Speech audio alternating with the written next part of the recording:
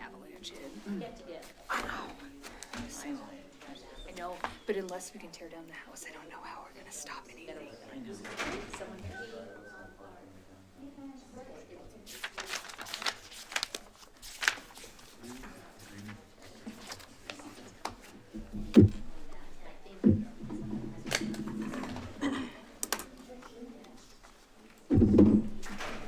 she's okay. So he's probably still back here. Or my son.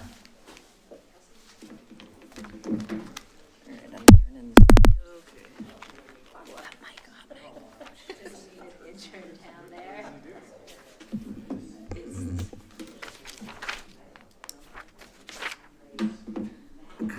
Remind them about their mics.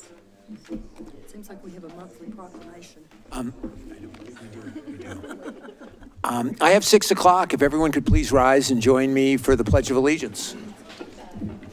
I pledge allegiance to the flag of the United States of America and to the republic for which it stands, one nation, under God, indivisible, with liberty and justice for all.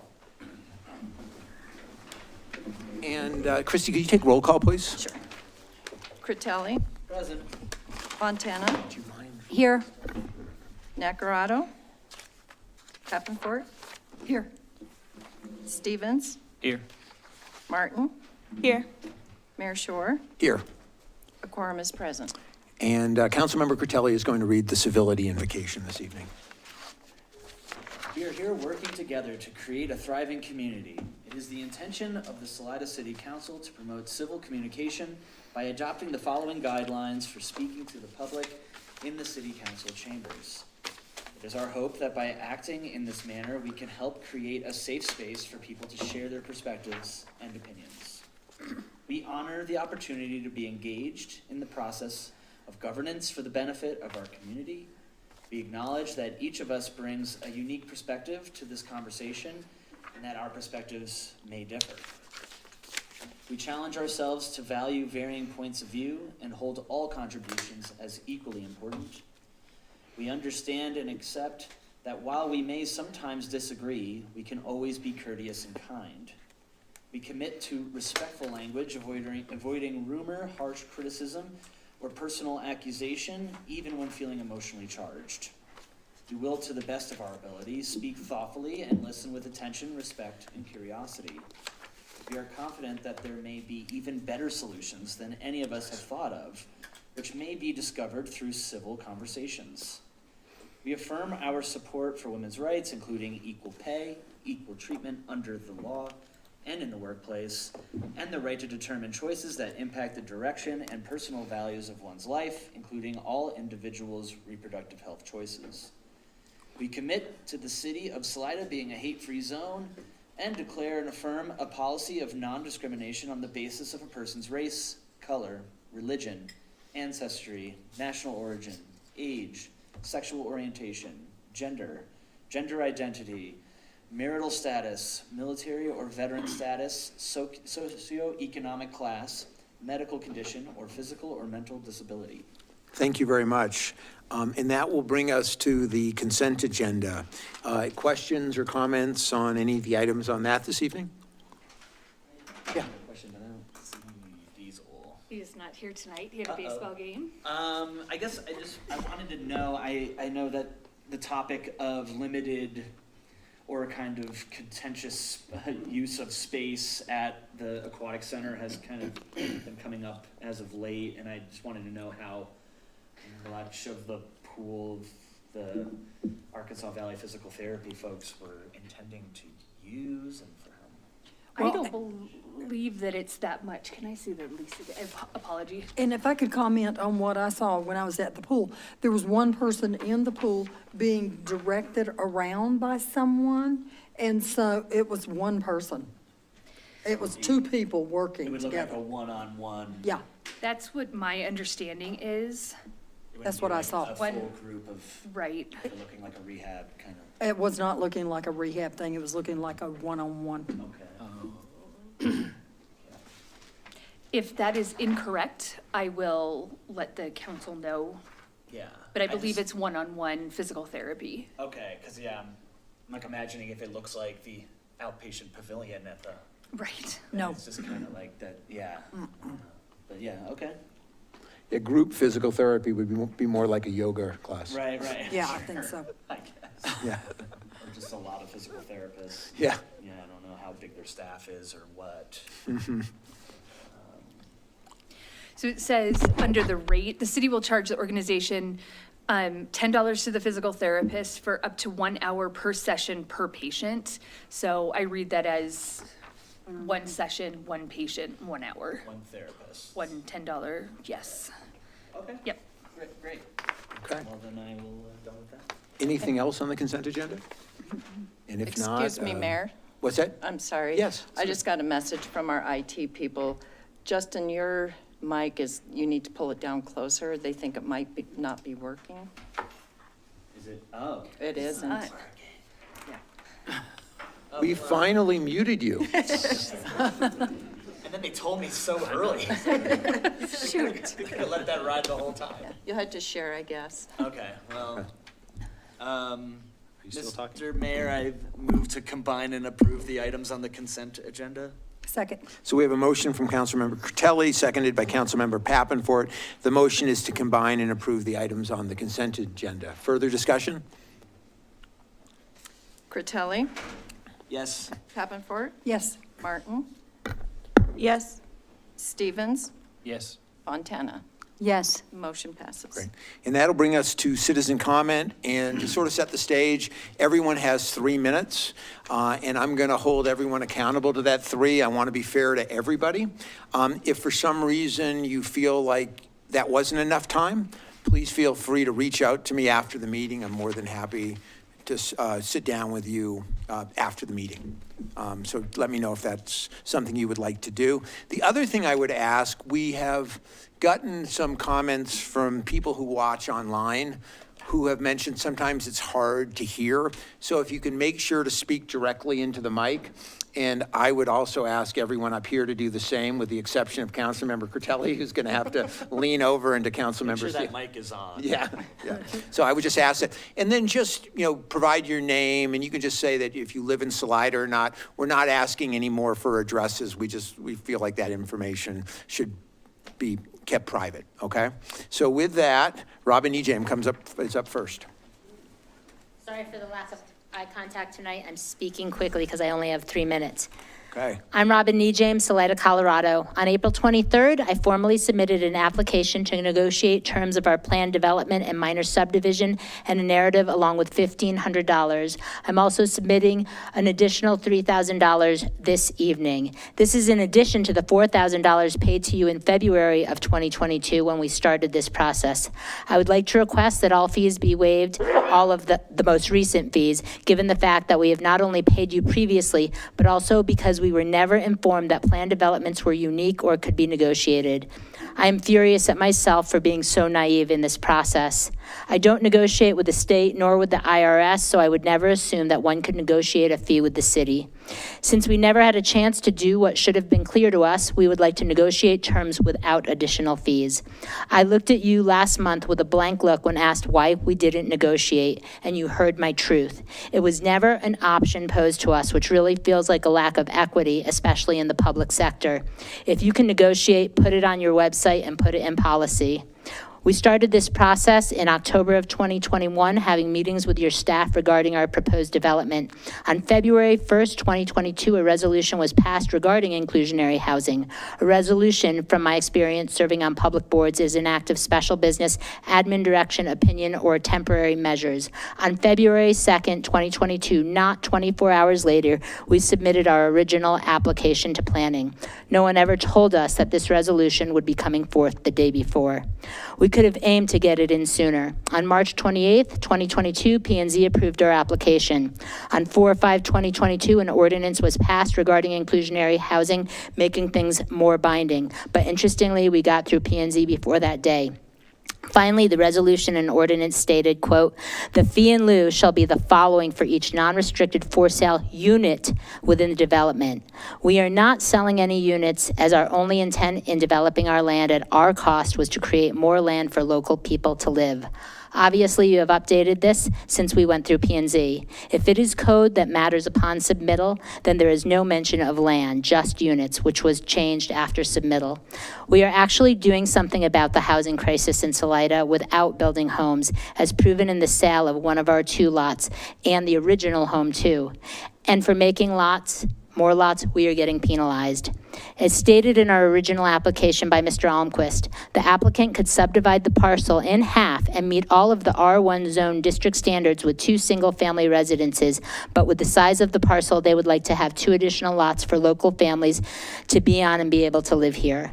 It is also stated in that previous application that we volunteered to pay a fee in lieu of, which was a strange use of words. It actually was a requirement. We were not given viable options, so please allow us to negotiate and move forward without additional fees, since never offered the opportunity. Thank you. You really did time that. Wow. Wow, nailed the landing. And then next up, we have Zach Lysett. Thank you. Again, a little rapid fire. I'm Zach Zeiss at Salida, Colorado. I commend you for considering an updated fee schedule for fees in lieu of affordable housing. I'm concerned that the proposed changes to the fees have the potential to create a caste system.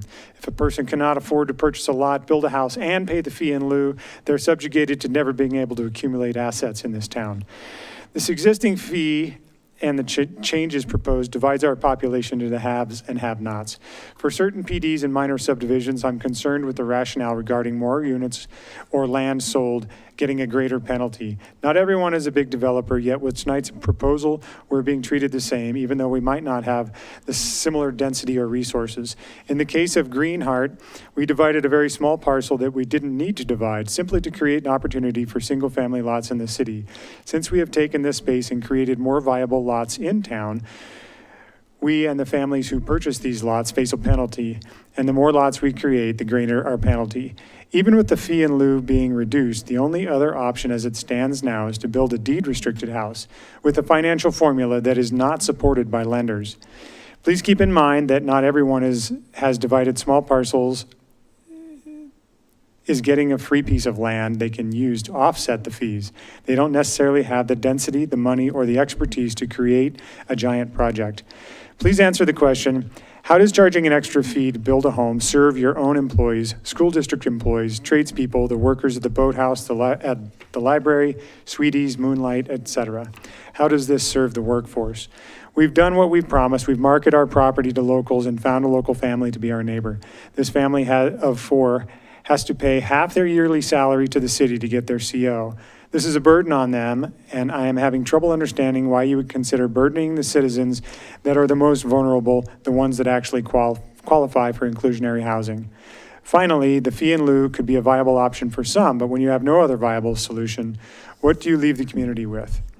Furthermore, we just learned these fees are negotiable, but if they truly are, make sure that it is public knowledge and in your policy, otherwise it comes off as withholding opportunities from your taxpayers and shows a lack of equity.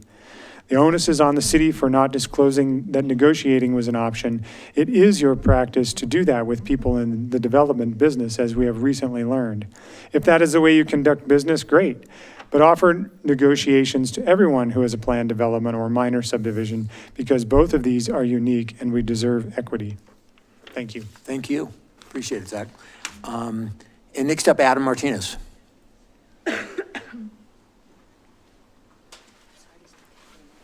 Yeah, hi there. My name is Adam Martinez, and my parents got some mice in their house.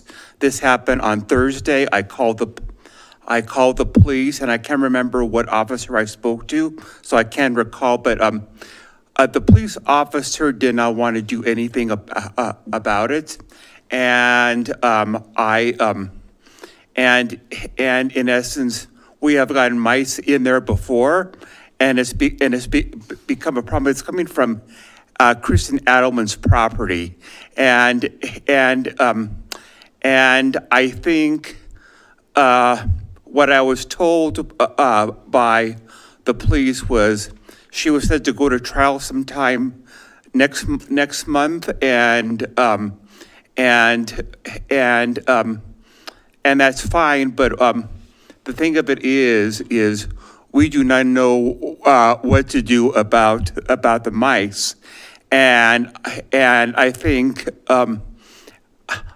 I think, like I said, she has trash in her truck, trash all over the place.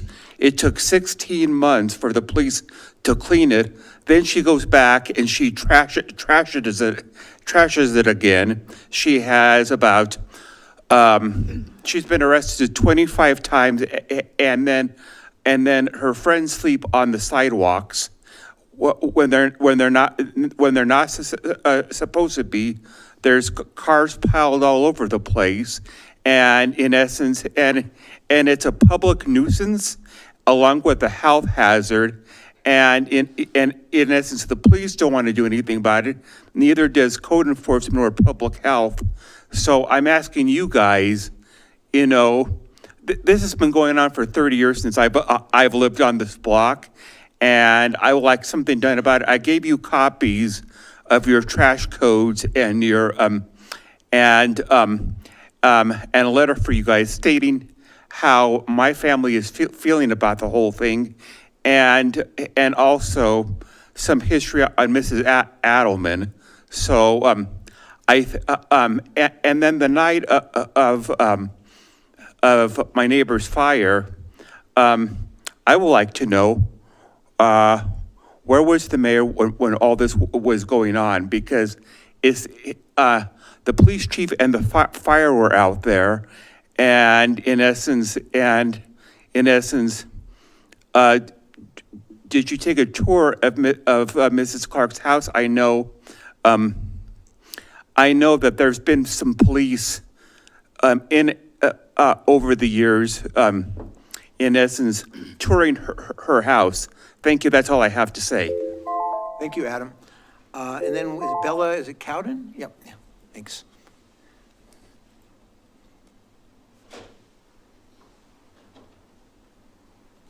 Hello, maybe? Yes? Okay. Long-time listener, first-time caller, hi. I am making a comment today about the parking enforcement. So I had called sometime this afternoon, I called the city and just got the general question line. And my question was basically around what's happening on May 15th, just getting more information. And I was essentially informed that the paid parking is not going into effect, but there is enforced parking. So my next follow-up question to that was, is there any sort of accommodations for locals who live downtown or locals who work downtown? And I was told, unfortunately, no. So my ask is just that you would consider doing that in the future. And I know that's not an easy ask, but perhaps brainstorming some solutions there. And then I also actually wanted to thank you guys because I was a little nervous about giving my address with this being live streamed and me living by myself. So thanks for covering that. And that's what I have. Thank you, appreciate it. And then next up, Karen Lundberg. Hi, I'm Karen Lundberg, and I'm a resident of Salida. And I want to thank Mayor Shore and the council members for hearing my concerns regarding deed restrictions and in lieu of fees.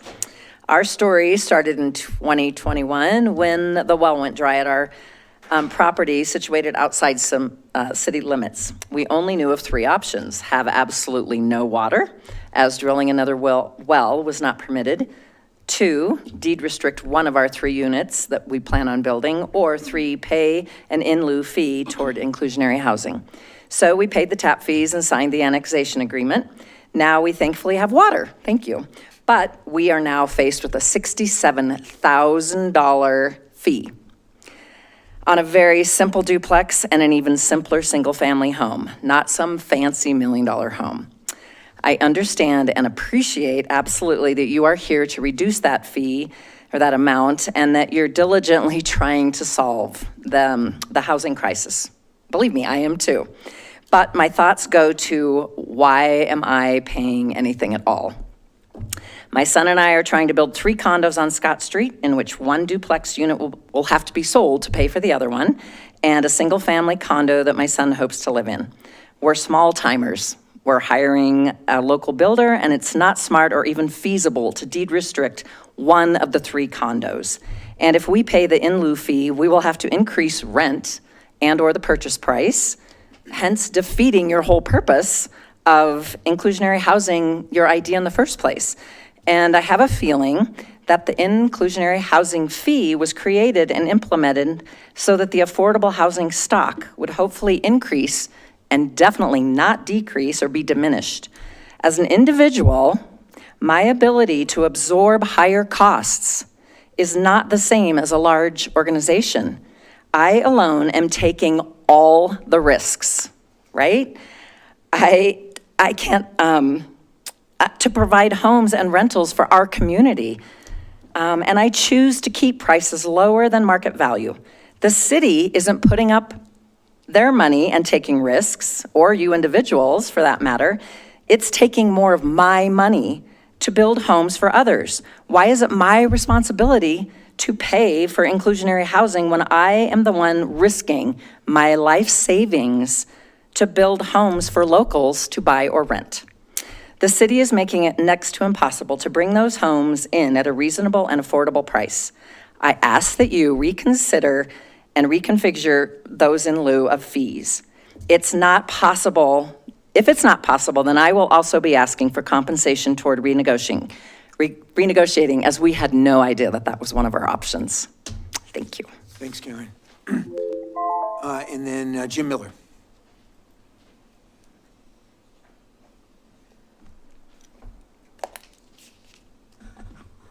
Good evening, Mayor Shore, City Council, staff, ladies and gentlemen. I'm Jim Miller, and I've been out of town for a couple of weeks, but I'm back now. Glad to be here. Believe me, very glad to be in Salida.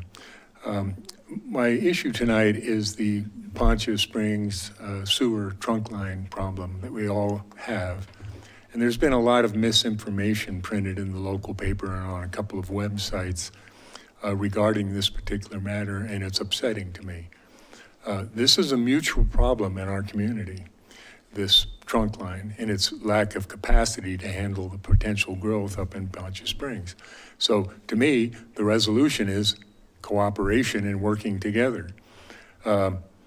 Unfortunately, the 2 IGAs that cover the unification of the sewer systems with Poncha Springs and Salida have contradictory language in parts of it. And I think that's the heart of the lawsuit. I'm not an attorney, by the way. But the people that keep criticizing and misstating the facts, I doubt if they've ever actually held public office. I doubt if they've ever volunteered for a board to try to resolve some of the community problems. But I think the only way that's even feasible to replace that sewer line is that future growth is going to have to pay for it and finance it. And it's going to be a big chunk of money. Even though our plant investment fees are currently a little over $5,000, even if you took every potential new sewer tap in Poncha Springs and had an additional, say, $10,000 fee on top of it just to replace the trunk line, with the number of current pending sewer taps in Poncha Springs, it only raises about 10% of the potential cost of the entire sewer line, and that's if everything is thrown into that pot. So this is going to be a tough nut to crack. The other thing is very clearly stated in our IGAs is that current participants, users of the sewer system, are not to be billed for future growth. But there's also a stipulation that says that this body, the City Council of Salida, can have special assessments. And I think that is the only thing that's going to happen. And it's really too bad that Poncha Springs won't come to the negotiating table and act in the interest of both our communities. So thank you very much. Thank you. Appreciate it. Do we have anyone online? We do not. Okay, then we are going to close down citizen comment, and next up, we have a proclamation, and that is celebrating May 2024 as Asian American Pacific Islander Heritage Month. Whereas Asian and Pacific Americans have played an important and essential roles throughout American and Colorado history, and whereas Salida is committed to being a welcoming and inclusive place where all residents and visitors are safe to live, work, and play, and whereas Asian and Pacific Americans have endured and overcome hardship and heartache, contributing in great and significant ways to all aspects of society by creating works of literature and art, thriving as American athletes, prospering in the worlds of academia and entertainment, and contributing to American civil rights movements. And whereas Asian and Pacific Americans have played a vital role in our nation's economic and technological growth by establishing successful enterprises and pushing the limits of science and healthcare, and along with all our great servicemen and women, have defended the United States from threats at home and abroad, serving our nation with valor. And whereas during Asian and Pacific American Heritage Month, we remember the challenges and celebrate the achievements that define our history. And now, therefore, the Salida City Council does hereby proclaim and declare the month of May as Asian American Pacific Islander Heritage Month in Salida, Colorado, and further encourages all Salidans to observe this month with appropriate programs, ceremonies, and activities. Thank you.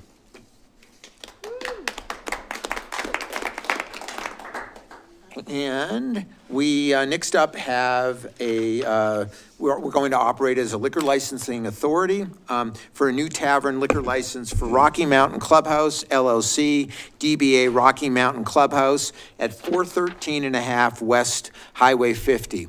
And this is a public hearing before the City Council, sitting as a Salida local liquor licensing authority on an application for a new tavern liquor license submitted by Michael Durantz on behalf of Rocky Mountain Clubhouse LLC for the premises with a street address of 413.5 West Highway 50 within the city of Salida. Before the hearing begins, I will outline the manner in which the hearing will be conducted and the order in which we will receive testimony. Although the authority is acting as a judge of this case, I note for the applicant and members of the public that strict rules of evidence do not apply. Any evidence that is relevant to the matter at hand may be considered by this authority. It is then up to each member of the authority to determine the credibility and weight of all such evidence as it relates to their decision. As chair, I may limit testimony or evidence determined to be irrelevant, repetitive, or cumulative. The order of the hearing will be as follows. Number one, this authority will accept the preliminary investigation reports and findings of city clerk. Two, the applicant may present an opening statement, if any. Three, the applicant will present its request to the authority. Prior to excusing the applicant's witnesses, cross-examination shall be permitted in the following order. A is authority members, and B, any other party of interest. Four, the city may present evidence and witnesses, if any. Prior to excusing the city's witnesses, cross-examination shall be permitted in the following order. The applicant or its representative, authority members, and any other party of interest. And any party in interest may present evidence and testimony. Before excusing witnesses, cross-examination of interested parties and their witnesses shall be permitted in the following order. The applicant or its representative, and then authority members. 6, the applicant may then present any rebuttal evidence it wishes to. The city may then also provide rebuttal evidence, if any. 7, the applicant is then permitted to give a closing statement if she chooses, and throughout this process, the authority may ask questions. After all evidence and testimony has been received, I will close the public hearing. The authority will begin its deliberations on this application. The authority will make a decision by motion and roll call vote. And that was a mouthful. I now open the public hearing on an application for a new tavern liquor license for Rocky Mountain Clubhouse LLC, DBA Rocky Mountain Clubhouse at 413.5 West Highway 50, Salida, Colorado. I invite the city clerk to provide the authority with the city's preliminary investigation, reports, and finding. And I am so glad to turn the mic over to you at this point. Thank you. On February 25th, 2024, a request for a new tavern liquor license was submitted by Mike DeRunts, I'll probably butcher his name, for Rocky Mountain Clubhouse LLC, DBA Rocky Mountain Clubhouse at 413.5 West Highway 50. The notice of public hearing was published in the Mountain Mail on March 22nd, 2024, and the premises was posted on April 25th. And all proper fees have been remitted to the city and the state of Colorado. Background checks have been done and came back good. Staff recommends that the Liquor Licensing Authority approve the new tavern liquor license request for Rocky Mountain Clubhouse LLC, DBA Rocky Mountain Clubhouse at 413.5 West Highway 50. And I can answer any questions if you have them. Questions for Christie? All right, and then we will move on. Is the applicant with us this evening? Great. Would you like to come up and make a statement? You don't have to, but it's your right if you'd like to. I'll say hi. Good evening, Mayor and Council. I'm Mike DeRunts. I applied for the liquor license at Rocky Mountain Clubhouse, recently purchased the mini golf course and property in March, and I'm very excited to be running a small business here in Salida. Love golf. It's always been a passion to have a small business in the golf or golf tangential arena. And if anyone's been there before, it's not going to be much different. It's going to be the same mini golf course, the same beautiful landscaping and gardening in the back, and applied for a liquor license just to have some canned refreshments for adults on hand. Thank you for your time. Well, congratulations and welcome. Thank you. Thanks. All right. Yeah. We have a lot of mini golf fans in the house tonight. That's good. Okay. Very good. Okay, so the request was presented. It doesn't sound like we need any questions for anything that's come up thus far? Nope. Nope, okay. Any party of interest that would like to present evidence and testimony? Yes? Do I need to sign in or? No, if you just want to come up, that's fine. And maybe just introduce yourself. Sure. I'm Shannon Stowell. It was my parents that started the mini golf 20 years ago. And I just want to say I fully support Mike. And we also tried to get my dad to potentially do this because the margin for just the golf alone is really tough to run a business. So I'm hoping this gives it a long-term help. And we're really excited that Mike has come and taken it over. Great. That's all. Thank you. Thank you. Appreciate you speaking. Doesn't sound like there's any need for rebuttal based on anything we've heard, but if anyone feels differently, now's your time to speak. Okay, very good. Would the applicant like to give a closing statement? Totally optional. Okay, thank you. Okay, thank you. All right, very good. Then I'm going to go ahead and close the public hearing, and I'll turn it over to the authority sitting up here to begin its deliberations on this application, and then we'll make a decision by motion and roll call vote. Who'd like to begin? I'll begin. It looks like all the requirements have been met. You know, it's not too close to a school and all that. So I think we're pretty good. I agree. Yeah. Welcome. Who's going to make the motion then? I will. Mr. Mayor, I would like to move to approve a new tavern liquor license request for Rocky Mountain Clubhouse LLC, DBA Rocky Mountain Clubhouse at 413.5 West Highway 50. Second. So we have a motion. Oh, very good. Yes, I thought we had an echo in the room. Okay. So we have a motion from Councilmember Fontana, seconded by Councilmember Curtelli, and the motion is to approve a tavern liquor license request for Rocky Mountain Clubhouse LLC, DBA Rocky Mountain Clubhouse at 413.5 West Highway 50. Further discussion? Martin? Yes. Pappenford? Yes. Stevens? Yes. Fontana? Yes. Critelli? Yes. Motion passes. Great. And that will take us to new business, but before new business, are these chairs, do they have heated seats? It's going to take my shirt off here. I just feel like I'm in my car right now and I'm starting to melt, but How I'll, many sweaters are you wearing? I'm just one, it's kind of cold out. That was quite, Shots fired. that was quite sassy. You're wearing layers. Uno. Okay. Maybe get one of those I hats. digress. I'm going to come back to the business at hand because I'm going to get skewered otherwise. Okay. Next up, we have Resolution 2024-31, a resolution of the City Council for the City of Salida, Colorado, adopting the 2024 inclusionary housing maximum sales and rental prices. Thanks, Catherine. Good evening. So this resolution, 2024, establishes the maximum for sale and rental houses for units within the City of Salida Inclusionary Housing Program. And these numbers are all derived from the area median income, which is published by HUD every year. And it comes out, this year it came out in April. So that is why we are bringing this here tonight.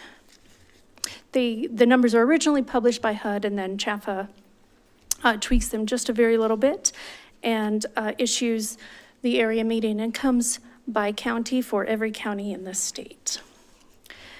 So with this year's area median income, it has gone up by about 8.4%. And just a little background on what the area median income is. It is actually a number, so for Chaffee County, it is not specific to Chaffee County. So what it is it's established through a formula that HUD has.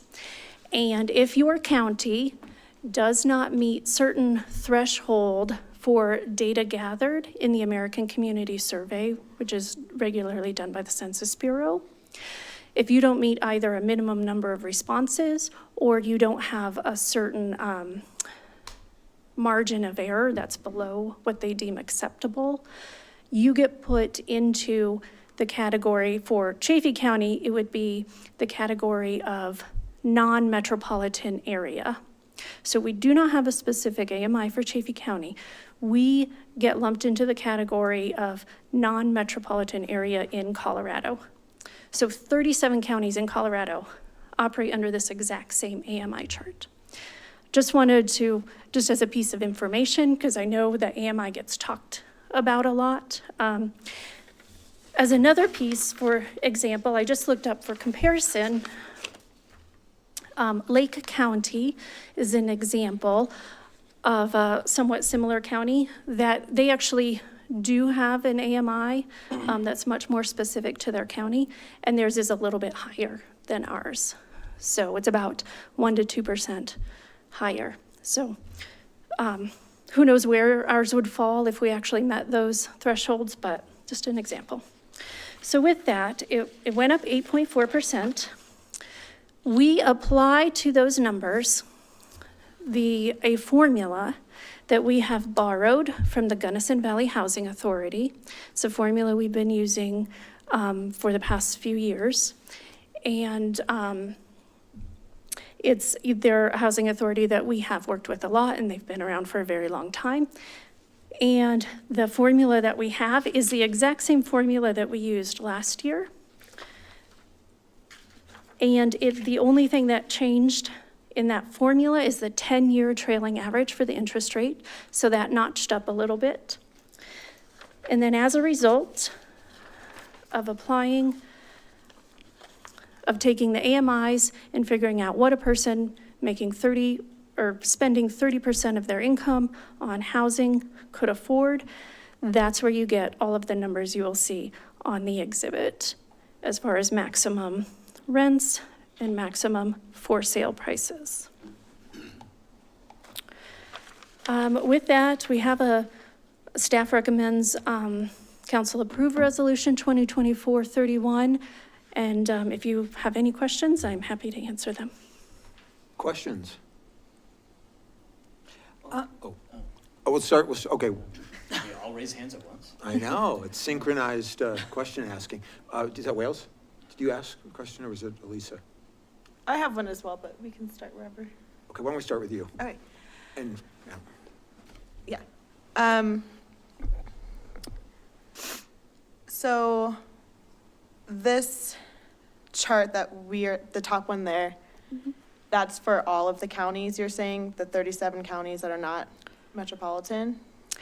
It's for the 37 non-metropolitan counties that do not meet the data thresholds to have their own numbers. So there are some rural counties that do have their own numbers, but these numbers are replicated throughout more than half of Colorado counties. Okay. And then you said you got a chance to look at what Lake County uses, and they are able to use their own data? Well, that's, HUD determines that. Okay. Not Lake County, but I just noticed that they had a number that was specific to their county as opposed to the numbers that so many use. So, but that's something that's not within our control. It just has to do, like I said, with two factors: the number of responses they get to the American Community Survey that the Census Bureau does on a regular basis, as well as then through their statistical analysis, what they determine the margin of error to be in their estimates, and if it meets the quality that they say is acceptable. So. Okay. Yeah, I guess I just an 8% increase in I'm looking at the 80% because that's where I'm at. Mm-hmm. And I haven't received an 8% increase at work. So looking at the 80%, that's still like a good chunk of over what I'm making.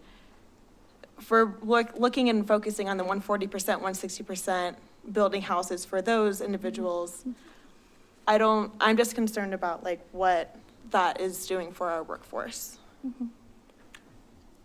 And this is something that I believe was discussed in a work session of maybe in March or in April, and that we will be bringing to you this summer is a proposed modifications to our inclusionary housing ordinance to help maybe slightly redefine where our target is, knowing that 160% appears to be falling outside of our target area. So, but that's part of the actual ordinance. It's in the code. So that has to be addressed through the ordinance process, and we will be bringing that to you. This as a resolution just establishes it's really just, this entire piece is just math, straight up wherever the numbers fall based on, the information that comes from HUD, and we're required to use because of any grant funding or funding from DOLA or the Division of Housing or federal funding, all requires using these AMIs. Thank you. So, yeah. So sorry. For clarifying that Yeah. with the ordinance and Yeah. resolution. Yeah. And then we'll go Councilmember Curtelli, and then did you have one too? Uh-huh. Okay. Yeah, I guess, The mic. right. Sorry. No, I guess I just wanted to underscore that we did basically just discuss it, but it underscores that this comes down from HUD. It's not like if we want to participate in using AMI as a formula, we have to kind of sign on to what they're saying, right? It's not like we get to kind of trump them in any way or come up with our own, which kind of tells me that these numbers are obviously being adjusted not by, the industry that was already here, but people coming in and changing those numbers. So telecommuters, it is one of those things where you do think like, nothing changed 8% in my, like what you're saying. I think it is just important to remember that. I think it's a lot of that new movement, new growth coming in, obviously is the thing that's changing that number, unless I'm missing something. No, I think that is accurate. And so we are using these, somewhat generic numbers from HUD, but the reason I brought up the Lake County example, if we had specific data for Chaffey County, it may very well be even higher, which may be even more out of touch with what the actual workforce, the people who have jobs here earn, as opposed to the people who are bringing in income from jobs that are from a metropolitan area or from a coast or somewhere where wages are higher. So it all, works into this formula. Okay. Councilmember Pepper. Sarah, thanks so much for letting us know that this is not particular to Chaffey County, because I feel like I'm just falling further and further behind. And so that makes me feel a little bit better. But I don't understand the relation between HUD and the census. I'm confused on where the numbers are coming from. Where does the census fit in? So HUD gets their data from the Census Bureau. Okay. The American Community Survey is something the Census Bureau does. I don't know if it's every 1 year, 2 year, 5 years. I think it depends on where you live. But it's what they do between the Major 10-year yeah, census. the every 10-year census. There's a word for that. That's not coming to me. Decennial. So that's why. So as government agencies, they rely on that data from the census, from the American Community Survey, and then do all of their data analysis with it. Thank you. Any other questions? I do. Sure. So as I look at this chart where it says maximum sales price affordability guidelines formula, are those supposed to be the prices of houses No, that's the AMI. So, at the bottom? so the ones under, those are the prices of houses. So, Here in Chaffey County? yes, as you can see, it's has two factors, the number of bedrooms and then the percent AMI of the buyer, or I should say, so when in the inclusionary housing ordinance, we specify certain AMI thresholds that the home cannot be priced above. So let's just say it's 120%. And if you're selling a 2-bedroom at 120%, then yes, the maximum you can charge per the deed restriction, per the inclusionary housing formula is $393,000. That's the builder? So the builder has to build that house, employ people, build the house, subcontractors, buy the land, and then they have to, we're telling them what they have to sell it for. Well, 1 out of every 6 Yeah, units. the other. Yeah, the not- The other 5, they could can sell be market for rate. all the millions. Okay, so when you say that, to me, that sounds like you're telling the builder they have to sell that house at $393,000. That's right. You can charge whatever you want for the rest, but where do you think that cost goes to the rest? It just drives the price back up. And how does that help workforce housing? How Well, does that so- help?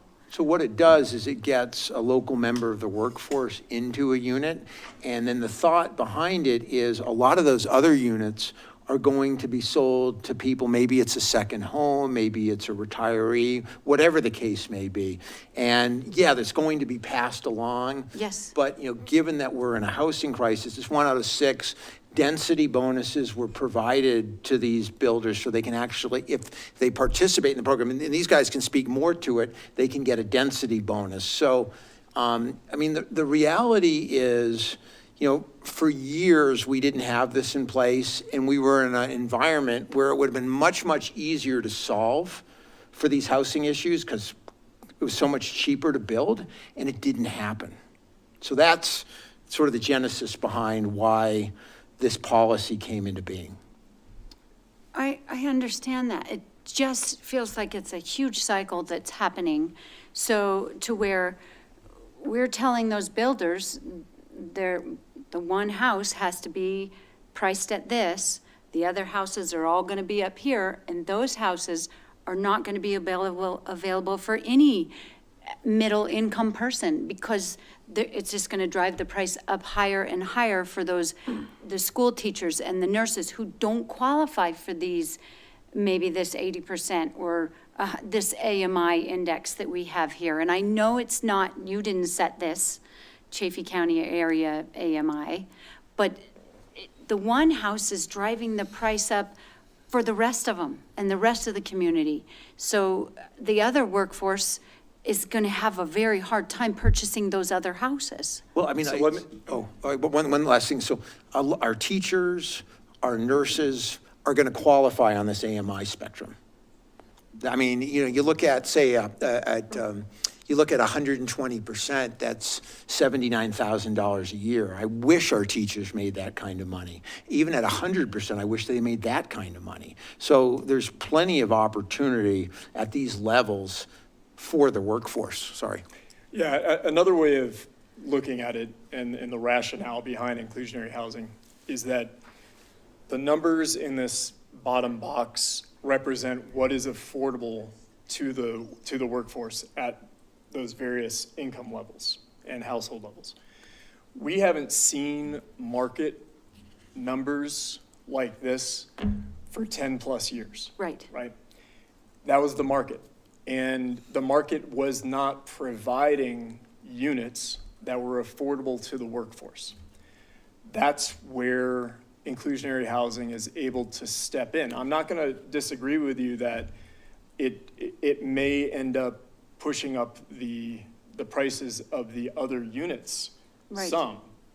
But the point is, those market prices were already up here when what people around here, the workforce, could afford was down here. So I guess essentially what inclusionary housing does is it provides one unit out of 6 down here at what is affordable to the workforce. And yes, those costs are either going to be offset by either reduced profits on the part of the developer or slightly higher market rate units, to offset that cost. But the point is, you get that one unit that will be permanently affordable going down the line. Because even when that house gets sold again by this buyer, they have to sell it at that AMI level as well. Okay, so the one unit, the risk is taken by the builder for all the units purchased.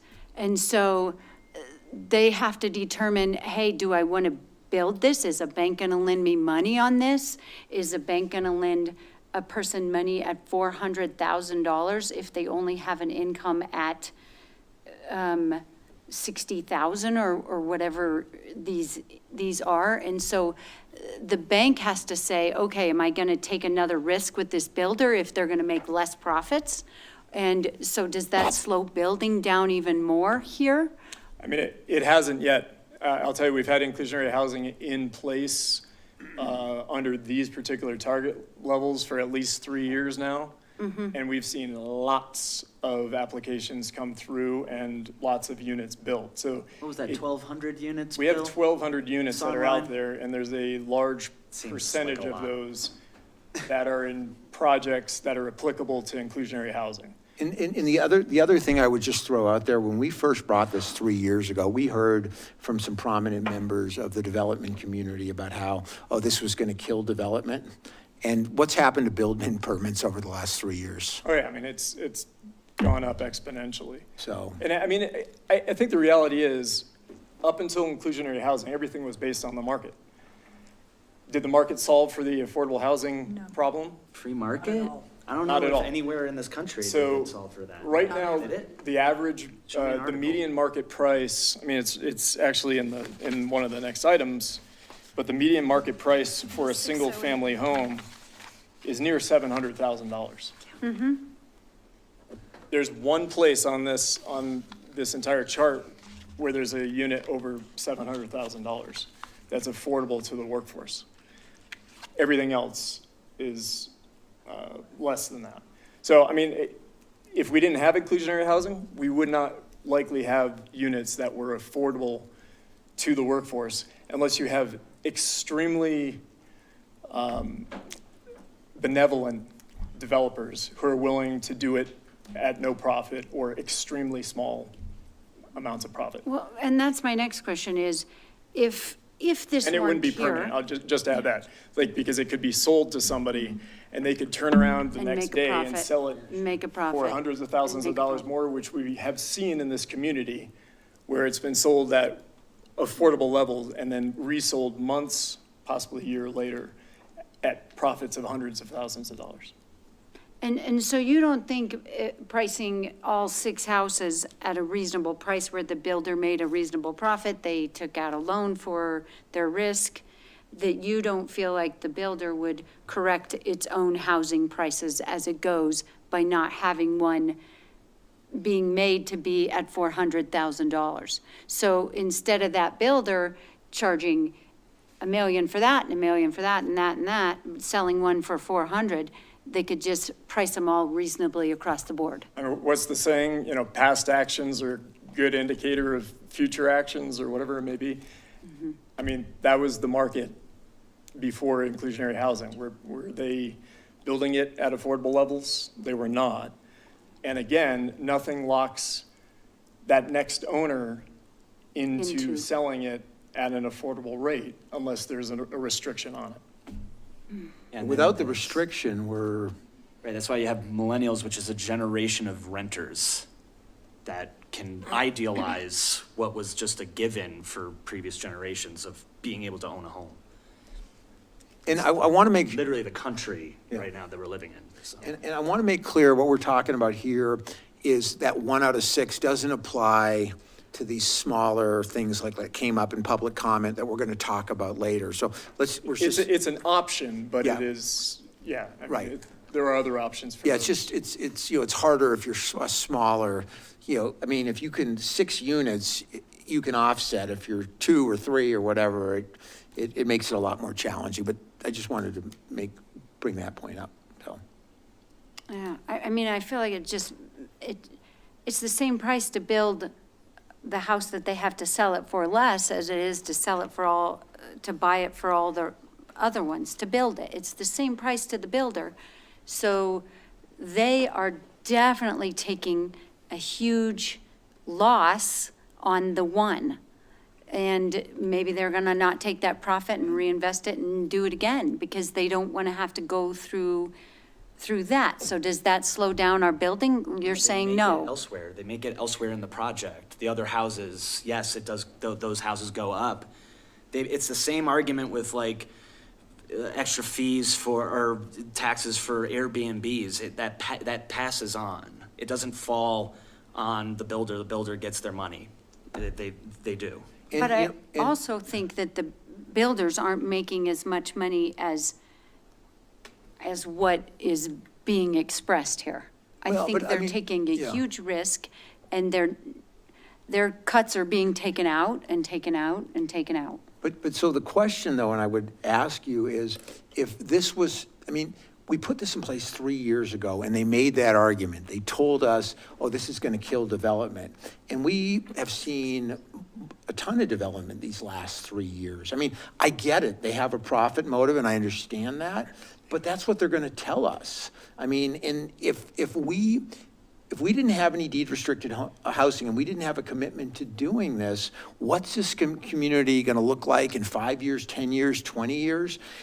I mean, You can see it in Breckenridge, in other mountain communities that didn't do this, and it's too late for them to do this. Like, I worked in Breckenridge. I had to live in Fairplay to work there. Yeah. I had to commute over Hoosier Pass in the winter.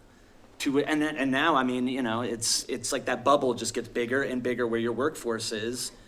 We have it here. We have people commuting that work here that commute from the San Luis Valley. They have to drive over Poncha Pass. I have friends that have died in car accidents on Poncha Pass because they're trying to commute to get here, to work, they're our workforce, that they don't live here. They have to do treacherous commutes.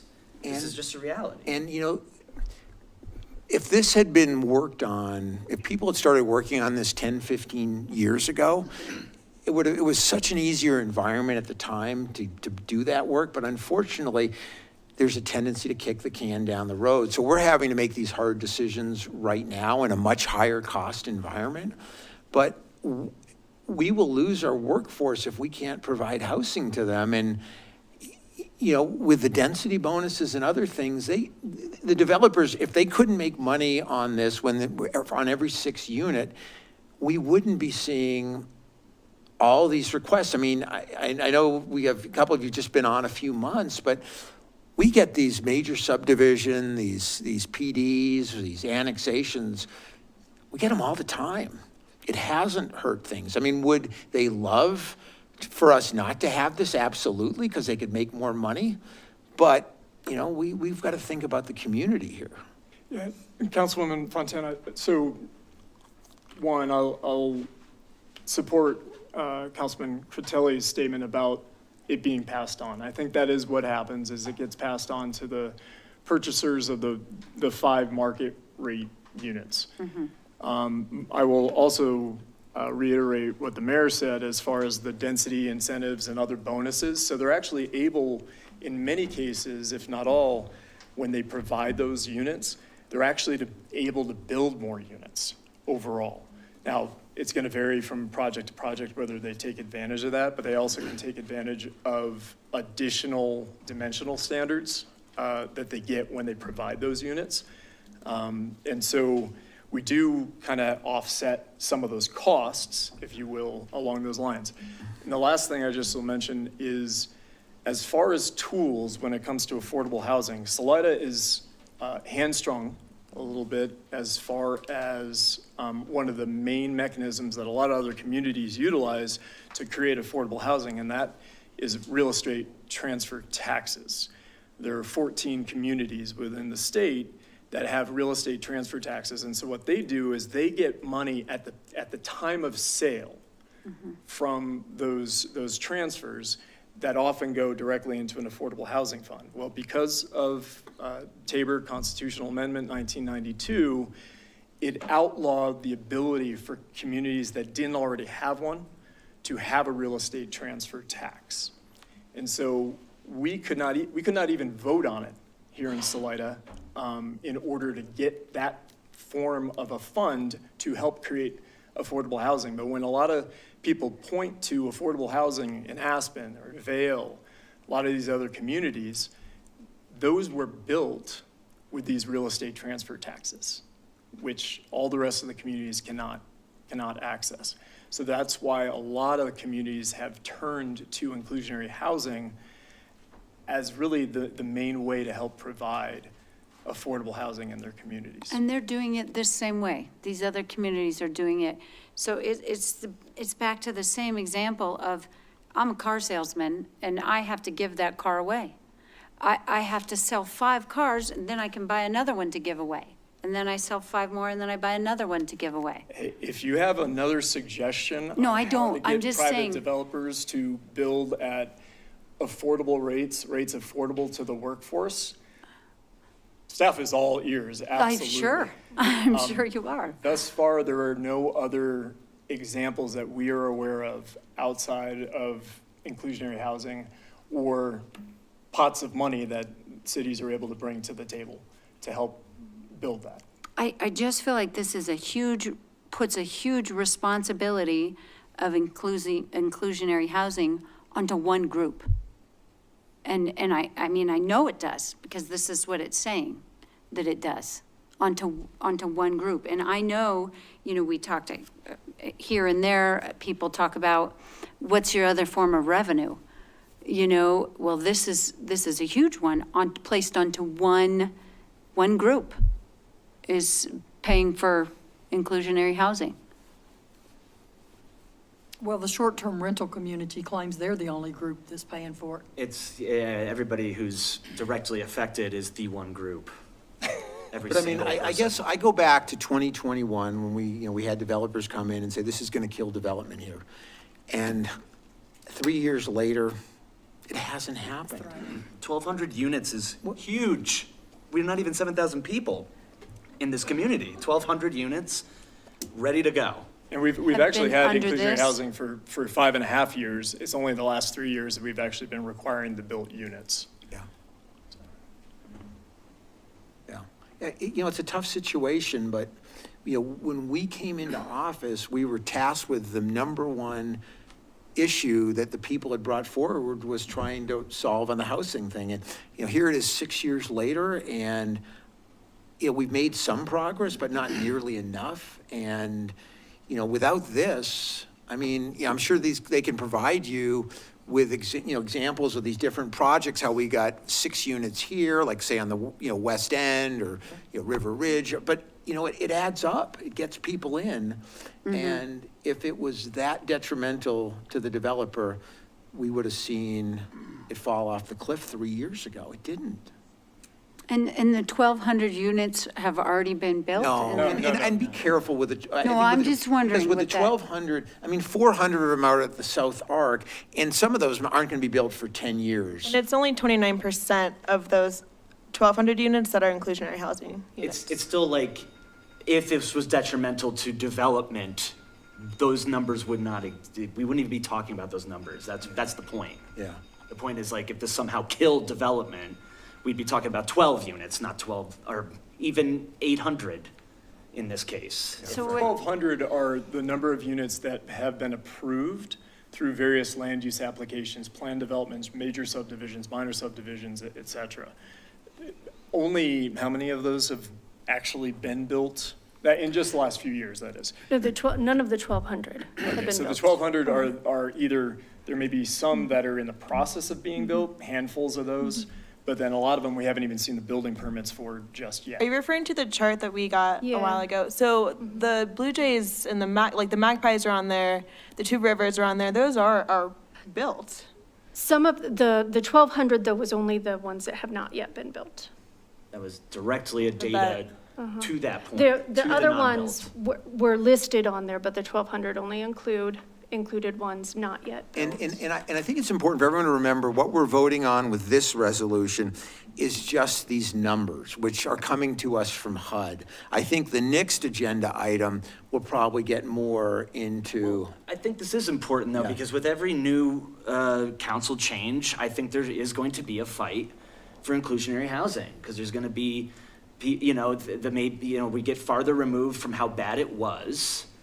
And then it goes, do we really need this? Or I wasn't here for the whole conversation, or this seems, and it's gonna be a constant fight to maintain it and to remind ourselves that the free market does not solve this problem. If it did, there'd be an example of it happening anywhere, which there isn't. So this is a good conversation to have, and a fight that we ought to have often. So when we're voting on this, we're voting on this chart here. Yeah. And this is what the builders are going to be required, or developers, or This is a foundational thing, yes. Yeah. what they're going to be required to sell that house at. If they build a studio apartment they're going to, at 60% AMI, they're going to have to sell that studio apartment at $132,612. Correct. I mean, are there any Well, ways to make that better? First off, remember that 60% isn't even part of this. I mean, we're talking about, typically 80 to 140, so that's 60%. The only way we got to 60% was through that low-income tax credit project that we, that over Salida outside. Ridge, which, by the way, we probably wouldn't have gotten had it not been for inclusionary housing, because we negotiated with the developers of Angel View, and they provided us more units. Right. Because, we wouldn't have had that leverage had it not been for the inclusionary That housing. I'm many. sorry. No, that's okay. I just wanted to make it clear that we already have a maximum sale price chart that we are using right now. So this just updates what we already have on the books. It doesn't, if this resolution doesn't pass, it doesn't get rid of The other one. the other one. So just Yeah, to, we just to help update it you every year understand what following Is it the is other that one you're. similar? And the current one's lower. The third one's lower. Yeah. It's It's 8% lower higher. prices. It's that maximum sales price Yeah. by that approximately 8.5. So it's actually better Somehow for the this developer. actually helps your argument. This Because chart does? Yeah. these are higher sale prices on houses than what we currently have on the books right now. Then And like, what is our option and one to more. go against what is coming down from HUD? It's like, can we just go, no, you're wrong? We could refuse all the grant funding. Great, that's good. Yeah, if So- we're not in line with the AMIs provided by HUD and CHAFA, then we very likely will not be eligible for any of that grant funding. Okay, so the And last. one more point I'd like to make, so on this chart, so this is just here to show you kind of the breadth. Our IH ordinance right now for for sale units focuses only between 100 and 160. So the 60 and 80%, while somebody might choose to restrict something at that level for sale, it's not required in our inclusionary housing ordinance. So this chart right here at the bottom that we're all looking at is better for developers, builders, construction people than the one we currently have. Yes, because the area median income went up, that means the amount, they can spend 30% of their income on housing, according to, that's a federal rule, that's what they use. So that means they've got more income to spend on housing. So, which means they can buy a more expensive house. You mean the buyer has more The income buyer. to spend on housing? In The builder theory. can charge more. In theory, yeah, I'm not, Based off of these possibly not in numbers. reality, but based on, yes, when the income rises, then the maximum sale price rises. We could get you a copy of the last chart, and you could just take up some time, I mean, not here, take a look at what it was, what it is now, and you'll see it actually gives, it's a benefit to builders. Yeah, so I do understand that this is just something that's come down from HUD and that we have to abide by this essentially because this is just what the new numbers are. The only thing I wanted to say is just that concern I brought up earlier is that 80%, again, that's about where I'm at. I represent the workforce here, and if we're focusing on the 100 to 160, we aren't providing housing for the workforce. And so maybe this is a discussion we have when we talk about the ordinance. We can look at it further, because tonight with this, there's nothing that's going to happen. We kind of just have to adopt this because that's just the new chart. And Just to clarify, just so one thing. our inclusionary housing does focus on housing for folks between 60% and 100%, but is focused on the rental side of things. The for sale side of things is between 100 and 160. And there is a little bit of theory behind that because you need to have down payment available. You need to have funds to be able to do capital improvements to houses, in case there's catastrophic issues or whatever it may be. You need to be able to pay your taxes, your insurance, everything else. So this is fairly typical to have a range where the lower range is really focused on rentals, on providing rentals for folks in the lower ranges of median income, and options for sale at and above median income. yeah, Yep. it is that's- possible to be at 80% and still be for sale, get a for sale unit. Absolutely, and That's you the would, housing trust to- model. and you could qualify as Yeah. long as you had, the bank could qualify you for, something at 100% or even 120% potentially, depending on the sales price.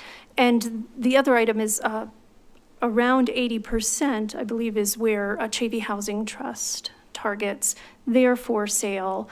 Because with the land trust model, they're able to do things a little bit differently Yeah, and the ground reach a lease little side. deeper into the affordability. And the city has donated land to them to assist in that, so we've been a good partner, and they've been a good partner to us. And Yep. just to clarify, I did confirm the 1,200 actually does not take into account the units that have been built at Magpie or Blue Jay or those. These are all units that are in developments yet to be built. Okay, thank you. Okay, I would offer a motion. you can. I move to approve resolution number 2024-32, amending the 2024 fee schedule. Nope, that's not it. That's not it. Am I on the wrong page? It's this one. I think, yeah, keep going. This one? Okay. Or you could just read it out. Get rid of this, then I can see. 24-31. Yeah, I move to approve resolution 2024-31, adopting the 2024 maximum monthly rental and for sale prices for inclusionary housing units, effective May 7, 2024. Second. So a motion from Councilmember Pappenfort, seconded by Councilmember Critelli, and the motion is to approve resolution number 2024-31, adopting the 2024 maximum monthly rental and for sale prices for inclusionary housing units effective May 7th, 2024. Further discussion? Stevens? Yes. Critelli? Yes. Martin? Yes. Fontana? No. Pappenfort? Yes. Motion passes. Okay, and that'll take us to Resolution 2024-32, a resolution of the City Council for the City of Salida, Colorado, amending the 2024 fee schedules. Okay, so with this resolution, staff is proposing an update to the inclusionary housing fee in lieu on the 2024 fee schedule. And specifically, the fee in lieu for individual for sale projects, not for projects that qualify for the multifamily fee in lieu rate. That is actually a much lower fee to encourage multifamily projects, and is staying the same, proposed to stay the same at $3 a square foot. But that only applies to projects that are not saleable, so they can't be condoed, they can't be townhomed, they have to be apartments. So with this update, something that what we have looked at that's different than in the past, well, let me back up. The fee in lieu applies only in certain situations. In the current inclusionary housing ordinance, anytime a developer gets to the point of they're doing 6 or more units, they have to build that 6th unit. So if a developer is doing a 6-unit development, they're required to build the one, there's no fee in lieu, and that's done. And then they sell the unit at the prices we just discussed. But if a developer is doing more than 6 units, you get a fee in lieu, like if they're doing 8 units. They build 1 unit to cover the 6, and then they pay a fee in lieu that's the equivalent of 2 units, so 1/3 of a fee in lieu. Or I gave an example in the staff report that was wrong. It said, for example, a development of 28 units would be required to build and deed restrict. It's actually 4 units that they would need to deed restrict, and then they would pay a fee in lieu for the remaining 4 units. The other situation that comes up, we're all well aware of, is when there's a development that's of 5 or fewer units. And so they're building houses so if there were nothing, they would build 5 houses and sell them at market rates, or maybe choose to sell them below, either way, but there would be no restriction or anything on them. And then that would be that. So we have been using this fee in lieu formula that you pay the fee in lieu based on the number of units you're building. So if it's based on the number of square footage or the amount of square footage of the unit you are building. So the bigger the unit you build, the higher the fee. Smaller the unit, the lower the fee. This, the way that the fee has been derived in the past, which the fee that used to be, is as of right now until we vote on this, is $17.40 per square foot, we look at the past 6 months of median for sale housing prices, or what the median sales price was in Chaffee County. And then from that, we extrapolate what the affordability gap is between what the going median sale price is, and that's for both townhomes and single-family homes, where we get that median. And then we look at what a household can afford, and then what the difference is between these two numbers. And then we figure out, based on the average square foot of a home in Salida, which is approximately 1,650 square feet is the average. So that formula then comes up with a per square foot number. So as I said, that was up until, as of this minute, is $17.40. We took another look at that. As you know, or for those of you that are new, you will definitely come to see how often we revisit our inclusionary housing policies. You know, this fee in lieu is something that we have been tasked with updating semi-annually to keep up with the market. We also bring regular updates to the inclusionary housing ordinance itself to make sure it is doing what your policy directives want it to do and accomplish. So one of the things when we were analyzing this fee in lieu is we realized staff is suggesting with this that we update what we're using. So when I describe this affordability gap between the median price from the last 6 months in Chaffey County to what a household can afford, we had been documenting that gap or using for that gap what a family at 100% AMI could afford. We believe it is time to update that to the 130% AMI that a family can afford, because that is the median number between the 100 to 160 that our IH targets for for sale units. Right, so the previous number of 100% was at the very bottom end of what our IH ordinance targets. We raise that up to 130, and it narrows that gap. The other factor, though, is after looking at the last 6 months of data of the median home sales price in Chaffey County, it's gone up. So the gap has narrowed, but it then went up a little bit more. Not as much as it narrowed by moving from the 100 to 130. So with that, the equation comes out to $13.59 a square foot, down from $17.40.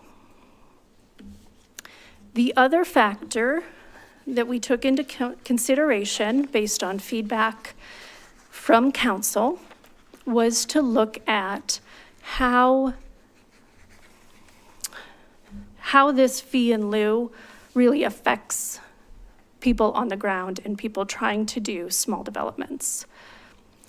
And that is where you will see we have created a formula so that the smaller the development, the lower the fee in lieu. So it is a weighted formula based on the number of units. So we've established that between what 130% AMI household can afford to pay and the median sales price of a home, there's a $13.59 square foot difference. But, so we take that $13.59 per square foot affordability gap, and we start at 1 unit, it gets halved. At 2 units, then it's 0.6. At 3 units, it's 0.7. At 4 units, it's 0.8. And at 5 units, it's 0.9. So you're working up to the 6 units, where, as we just discussed, once you get to 6 units, that's where the previous 5 units, the profit made on those units theoretically then pays for that 6th unit at the 100%, the affordability gap of it. Not the whole unit, because you can sell it for, depending on the AMI and the number of bedrooms, for somewhere between probably 400 to 600. So I totally get like the 1 in 6 and how you offset the 1 inclusionary with the 5 at market rate. But let's say whether it's 1 or 5, and maybe my math is totally wrong. It's been a long time since I've been in school, so correct me if I'm wrong. But let's say you have someone who's got a 5-lot property.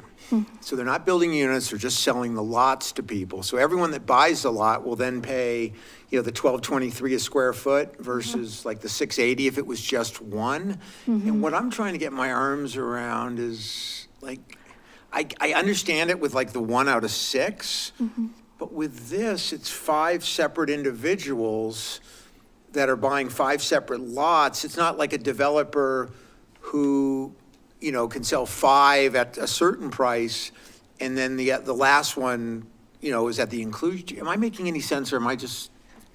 So if one developer comes in and does a subdivision into 5 lots, Right. then they would then have 5 lots to sell to people, to 5 different people. So with those 5 lots, then it would be the 0.9, the 1223, Right. because they have those 5 lots to sell that will eventually have units on them. Now, the payment of the 1223 per square foot will come from whomever applies for the building permit on those lots eventually. So whether that be the person who buys the lot or they sell the lot again, or whatever, at whatever point in time someone comes in for a building permit on any one of those 5 lots, they would pay the 0.9.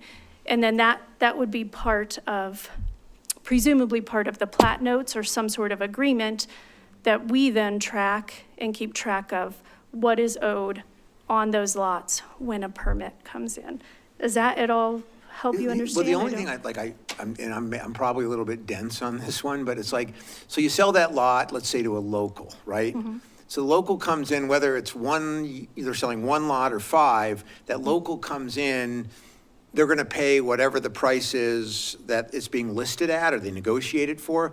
But then on top of that, they're gonna be paying $12.23 a square foot, whereas if it was like a 1 or a 2 lot, they'd be paying, 2/3 to half of that. I'm just, Yeah, so the 1223 though, that's part of the agreement when they do the subdivision. yeah.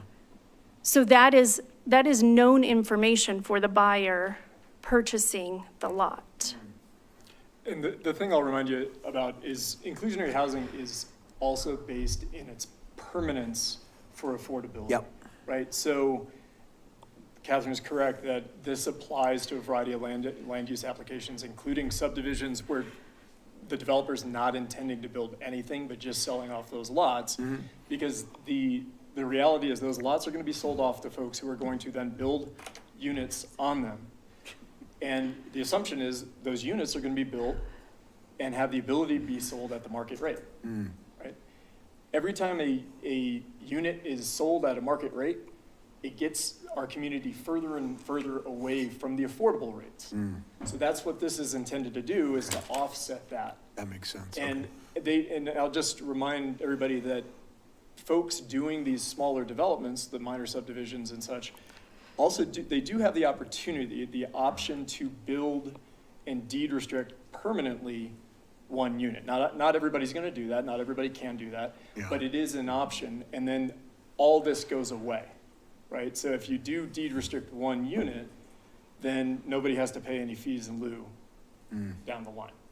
But if they don't do that, that's when these fees in lieu kick in.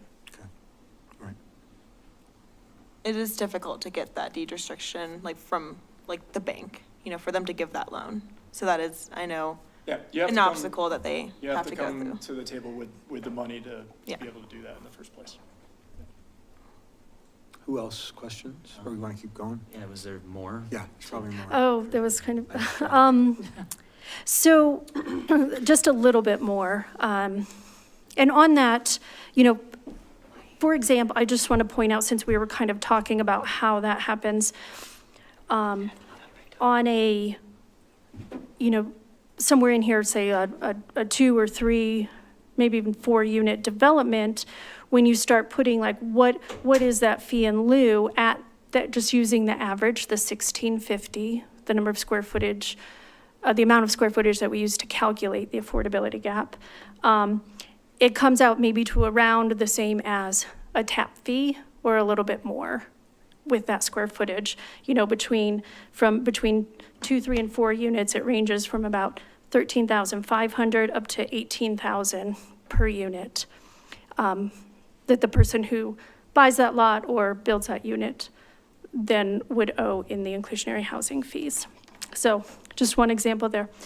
So we had created this sliding scale, as I said, based on feedback from council to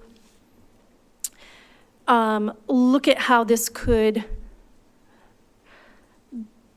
kind of fit into the reality of what we're seeing a little bit more, but also take into account our inclusionary housing ordinance, which is on the books, and all of what you're seeing, the information you're seeing in this affordability gap, and that every house at market rate attributes to it. So there's a fractional piece that they pay to it. And then looking at how, with the larger developments with the fee in lieu, because they're building that 1 out of every 6, then that remainder, that they could also do this sliding scale on just that remaining portion, because they have already built that 1 for every 6 that they have built. So I think that's the end of what I have to say until you have more questions. And I apologize for interrupting questions. Who'd like to begin?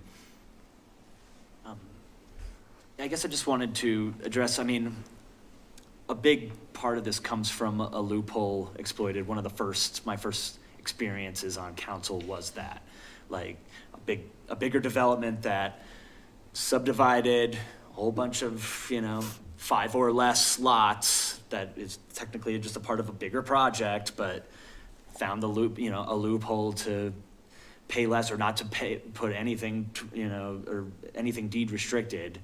How does this address that? Like, the how we got here is tied to that. Yeah, absolutely. That is a tool some developers have used in the past, where they have a larger chunk of property and then they go through serial small subdivisions in order to avoid the fees or requirements of those larger subdivisions. We're working on changing up some language in the code to avoid those situations in the future, but the fee in lieu has always at least sort of captured that possibility, because you have to pay something, even if you're doing the smaller subdivisions, whether you're a small developer or a big developer. Right. And we used to have it set up in sort of a gradient similar to this, though not exactly like this. But when we were going through one of the inclusionary housing code amendments a few years ago, discussions with Planning Commission and Council, folks said that, the impact of 1 unit is the same proportional impact as each of the 5 units or each of the 8 units that you build or whatever it may be. So we were directed to get rid of that sort of sliding scale or fractional assessment of the fees. And we just went to a straight fee for every unit. But recently we've heard, from folks in the community doing some smaller developments in council that you're interested in looking at something else. That's why we've provided an option here. Well, and the other aspect that was important and still kind of is at that time was, we didn't want just, here's where all the affordable housing is. We wanted it sprinkled within. That is another piece of this. It's not just, this is the nice, shiny, gated community on the hilltop. It's every 6th one, you've got that economic diversity, and it's throughout. It's not just that side of town, this right side of the tracks. Which is what happens without inclusionary housing, because generally, if it's all market rate being developed, and even if you're getting some money from that through real estate transfer taxes or sales taxes or whatever else, it's generally up to the city or a housing authority to build the affordable housing. Well, what are they going to do? They're not going to build one single family house over here, one over here, one over here. That's very expensive because you have to buy the land, build it, etc. You end up building it in larger developments all in one spot. That's why you end up with that huge disparity in a lot of these communities where all the market rate housing is over here and all the affordable housing is over here, because that's where the land is cheap, right? Is that the community that we want? And I'd like to point out one more thing about this sliding scale and one of the benefits. So in our previous version, where there was a rate for developments of 1 to 5, and then a rate and/or build it for developments over 6 and more, that there was a cliff, right? So theoretically, it's somebody who maybe could do 7 units is like, well, I'll just do 5 because it's half the price. So that's what led us to this graduated scale, is the intention that with 1 more unit, it's not so extreme that you're dissuading additional units across the scheme. And the last thing I want to mention on the fiscal note is this is one of the things that funds our Affordable Housing Fund. So yes, with this reduction, there will be less funding going into the Affordable Housing Fund. That's just a reality. We hope that with this, maybe it encourages or some of the small developments that are on the fence, that if they can make this work, that ultimately there's more developments are contributing this than when it was, what it is today. Everybody pays the $1,740. If they can pay, say, $951, maybe that's doable, whereas the $1,740 isn't. So hopefully more units contribute to that fund, but it is less funding that goes into that funding source. Thanks. Questions? I have a couple questions. So I see where the fees go into the the city's Affordable Housing Fund, and we've talked about that before. What do other communities do on a scale? Did you check and see what they kind of do in this fees in lieu for smaller developments, larger developments? I mean, we talk about we don't want to be this community or this, do you know? Yeah, it's pretty standard with these sort of fees in lieu to base it off of your affordability gap. What is the median price of homes and what are the median price of an affordable home, right? And then trying to make up that difference. The number, we use 1 out of 6 because that's what our inclusionary housing code specifies in this fee in lieu. That number varies. It might be 1 out of 10 in some communities, might be 1 out of 8. I think 1 out of 6 is maybe about as restrictive, I guess, as it gets. But they'll generally just kind of spread that out. If they're not requiring them to build a unit, then they do the fee in lieu, and it's based off of that gap. Okay, so another question is, so is this discouraging density in some way? So if I have this big lot and I'm going to divide it into 4, or if I want, then I'm only paying this price that is listed here for 4 units. But if I wanted to go in there and develop that and say, okay, I want to put 14 units on this and instead, I have to pay much, much more money. So density is what we want, but this fee is you're paying more with more density. Well, if it's a more dense development, like 14 units, remember, you're still going to need to build 2 inclusionary housing units. Or pay fees. No. Now, so 3 years ago, we changed the code that if you have a project of 6 or more lots or units, you must provide the built unit. You shall build it. There are other options. You can dedicate land to the housing trust, housing authority, or the city to build an affordable unit on there. But otherwise, a unit shall be provided, shall result from that. So in a 14-unit development, divide that by 6, it's 2 and a remainder, so that's Right. 2 units that shall be built, whether it's by that developer, by the housing trust, or whomever it is. And then your remainder on that is 2 units, right? Okay. So what's being proposed here is that if it's 2, a fraction, Then it would be, it would be 0.6 times the fee in lieu.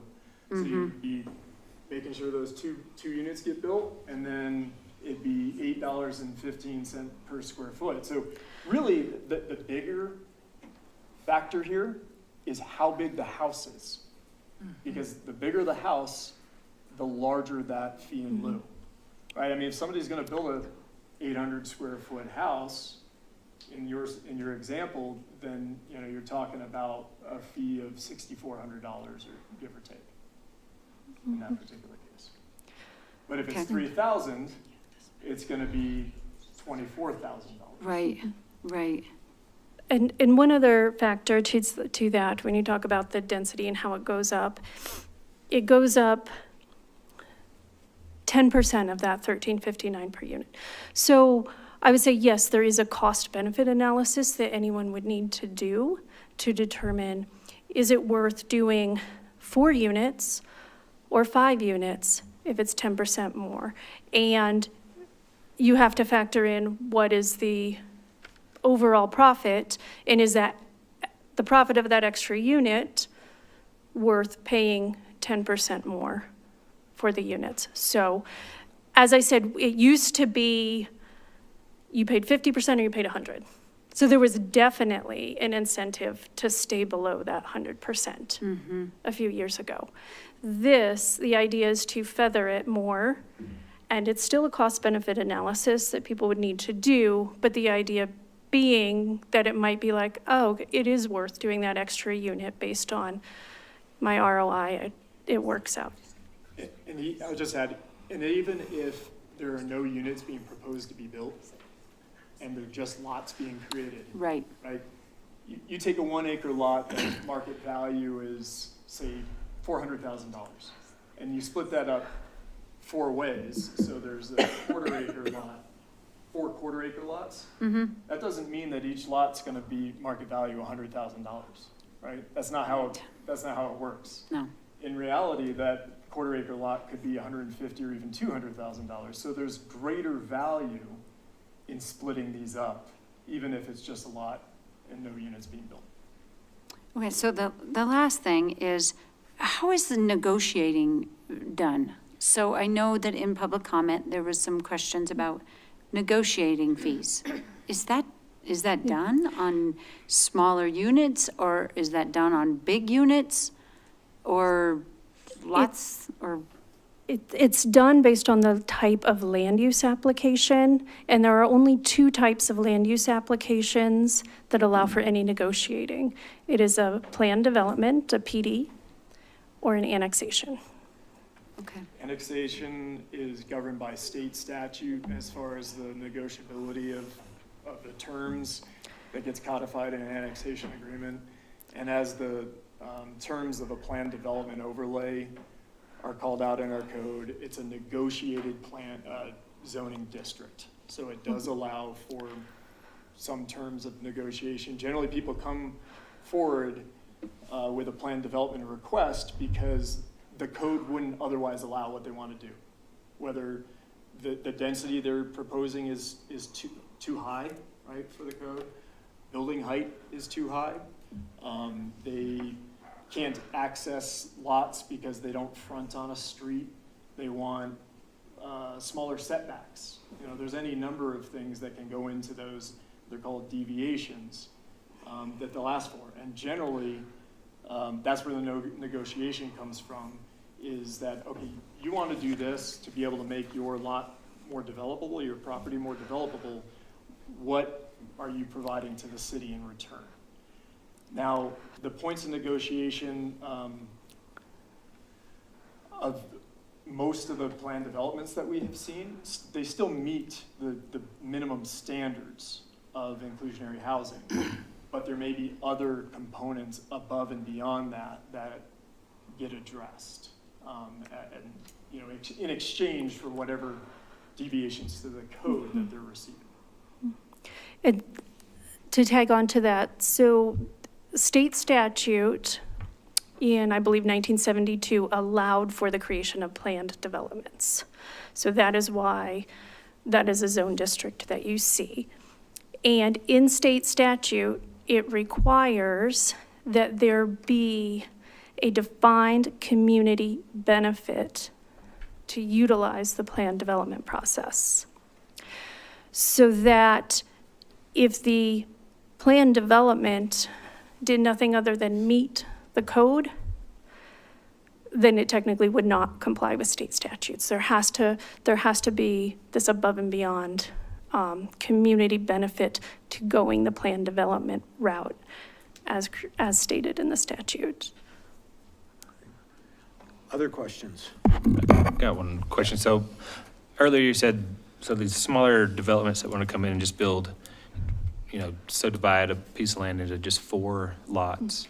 And then they want to sell those lands off, or sell those lots off, and then each individual builds their own house on each one. You said that to get rid of that fee in lieu, that one of those houses would have to be deed restricted, right? So how would one person have to buy like 2 lots, or they keep the 2 lots, build their house, and then build another house at deed restriction and sell that already built? Or how would? I mean, it could be accomplished in a few different ways. You could build it, right? The developer that's coming in and just want to subdivide it could actually build a unit on one of those lots and deed restrict that. That would satisfy it. They could dedicate one of those lots to the housing trust, housing authority, or the city, right? Yeah. To build a unit on. But that wouldn't be in their favor. They wouldn't make any profit off of that lot, right? Correct. They would not. You know, or they could work with somebody else who they might be selling the lot to, who might agree to build a unit and deed restrict it as well. That, you know, might be another option. I mean, we haven't really seen that happen before. The closest we've gotten to has been a dedication of a lot that's been given to the housing trust. But okay. Yeah, those are the ways to avoid the fee in lieu. To avoid the fee. Okay. Yeah. Yeah.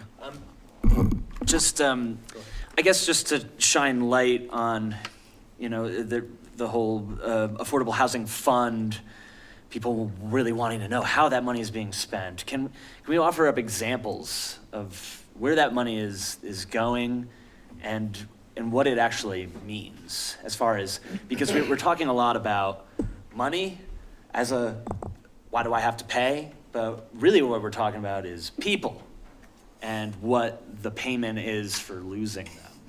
So I think, like, how is that money being spent is really important in this conversation. So it's probably important to note, like, up until this past year, we have actually not collected very much money into the Affordable Housing Fund. Mostly because, well, for one, that affordability gap was much smaller when the inclusionary housing code first went in. And so the fee in lieu was much smaller, right?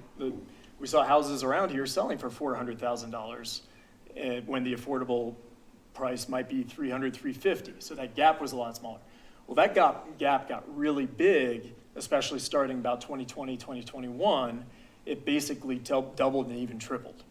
But around the same time, we also required units to be built in those projects of 6 or more. And we saw a lot of those. We saw more of those than we saw the minor subdivisions. And so those units are being built, or some of them are going to be built in the future. I mean, we got the 48-unit LIHTC development down in Confluent Park as a result of the inclusionary housing code. 48 units right there. So we haven't collected a lot in fees in lieu, all that to say. But in 2023, which was the first year we started collecting taxes on short-term rentals, we did receive $800,000 or so. That was a much bigger injection to the fund specifically than we've ever seen from these fees in lieu. Okay, so makes up a relatively small amount, but you also have to remember developers are actually providing affordable units, deed-restricted units. So that's a big contribution. To answer your question about where the money is going, well, we don't have that much money in the grand scheme of things in that pot right now. We have maybe somewhere in the vicinity of $1 million, taking into account the $800,000 that we just got from short-term rental taxes last year. That doesn't go, it sounds like a lot of money, but it really doesn't go all that far, right? I mean, that's the equivalent of building 2 or 3 single-family homes. But the plan is to utilize that money because it is a consistent project that we're looking at trying to do on the east side of town. It really is relatively flexible as far as, that's where we've sort of earmarked these funds for now, but there are other opportunities. It could go towards anything from down payment assistance to rental assistance, et cetera, right? Really, it's a matter of the projects that present themselves at the time, and those are the 3 I mentioned are the ones that we're focused on at the moment. I think it was like just the point that's important that I think I'm getting there is that, yeah, if you look at just $800,000 or whatever, that is 2 units. If you're just, I have it in my pocket and I want to buy units, but it's the leveraging, it's the grants that are out there, it's the public-private partnership that can make those 2 units otherwise into multiple, many, double digits. Yep, maybe it is exactly that. Yes. That's the huge value of having that fund and having a fund that's going to be replenished year after year.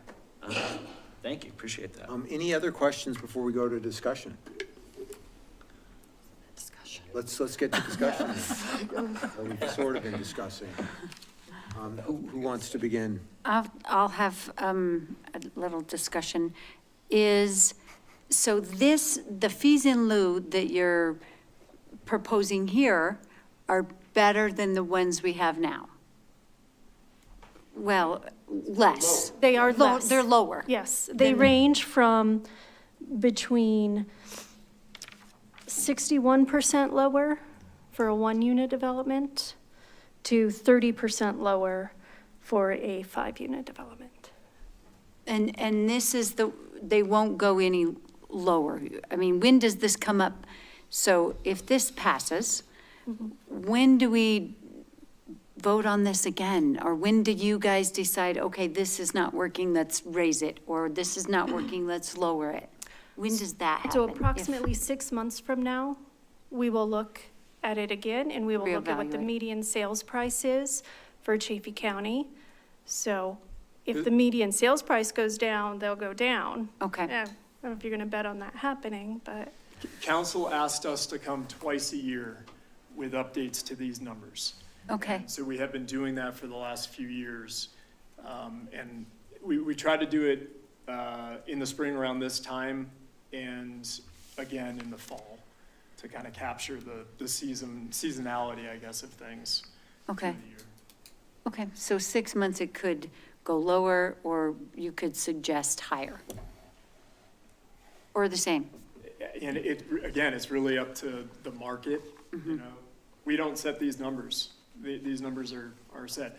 In this particular case, again, given council's direction, you know, Catherine crunched these numbers based off of a new affordable rate that's more in line with where our target is. But we wouldn't anticipate that changing, but the market certainly could change. And it decreased all across the board, from the 1359 all the way down to the 680. It's 1740 No. currently. Right. And For so- everything. And no sliding scale. Right, Yeah. just every single unit. And I should say, we have seen decreases before, so we've been doing these regular updates for a couple of years now.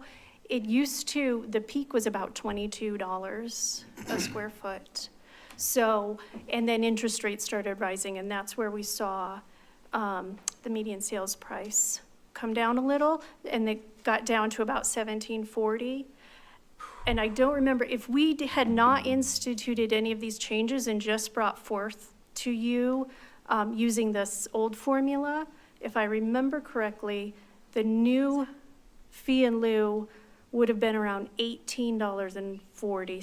Somewhere, yeah. Yeah, maybe a plus So or they have minus. come down a bunch, yep. So, yeah. Yep. Yeah, so I have two concerns about this here. Not loving that we are focusing on 130% AMI now instead of the 100%, and I know they explained why. It's just never going to make sense to me as if we're working on workforce housing. Workforce housing. Where does our workforce live? They are not at 130%. But that's not, all that's doing is lowering the fee in lieu. It's not like, we're not charging them 130%. But it's helping people with smaller developments not to have to pay as much. There's still money going into the fund. I'm confused. I just don't, it doesn't sit well with me to say that we're focusing on that. That's our target area, is the It's just 130%. used as a metric. The 130% is just used as a metric to get to these numbers that we're currently talking about. It's not, doesn't have anything to do with the AMI. Yeah, what you pay when you buy What you it. pay when you buy it, right? It was just, No, it's, as Catherine was mentioning, our target range right now for sale homes, for ownership homes, is anywhere between 100 and 160. So 130 is in the middle of that. but you're using that, again, as a metric to get to the numbers that we have. Exactly. It's not. And, I mean, we had someone come in and speak tonight that talked about over 60,000 in fees that were based off of that 1759. So, I mean, that's, I mean, a huge burden for a small project. So it's, and would actually probably impact the affordability a lot more than, you know, if we raise this number to get to this metric where they're not having to pay as much. Okay, I see that point of view. The other thing I'm concerned about is that we would be encouraging the building of 1, 2, 3, 4, 5 units instead of the high-density units, like with a lower fee and lieu schedule, like fee for them. I don't see it that way. I see it that developers are going to find the loopholes, and this plugs the loophole. So that they can't just say, well, I'm only gonna build 5. Because now you're gonna pay a fee no matter how many units that you're building. I think it's ingenious, Catherine and Bill, you know. I mean, it's the kind of proposal that irritates everybody, which shows me it's exactly right.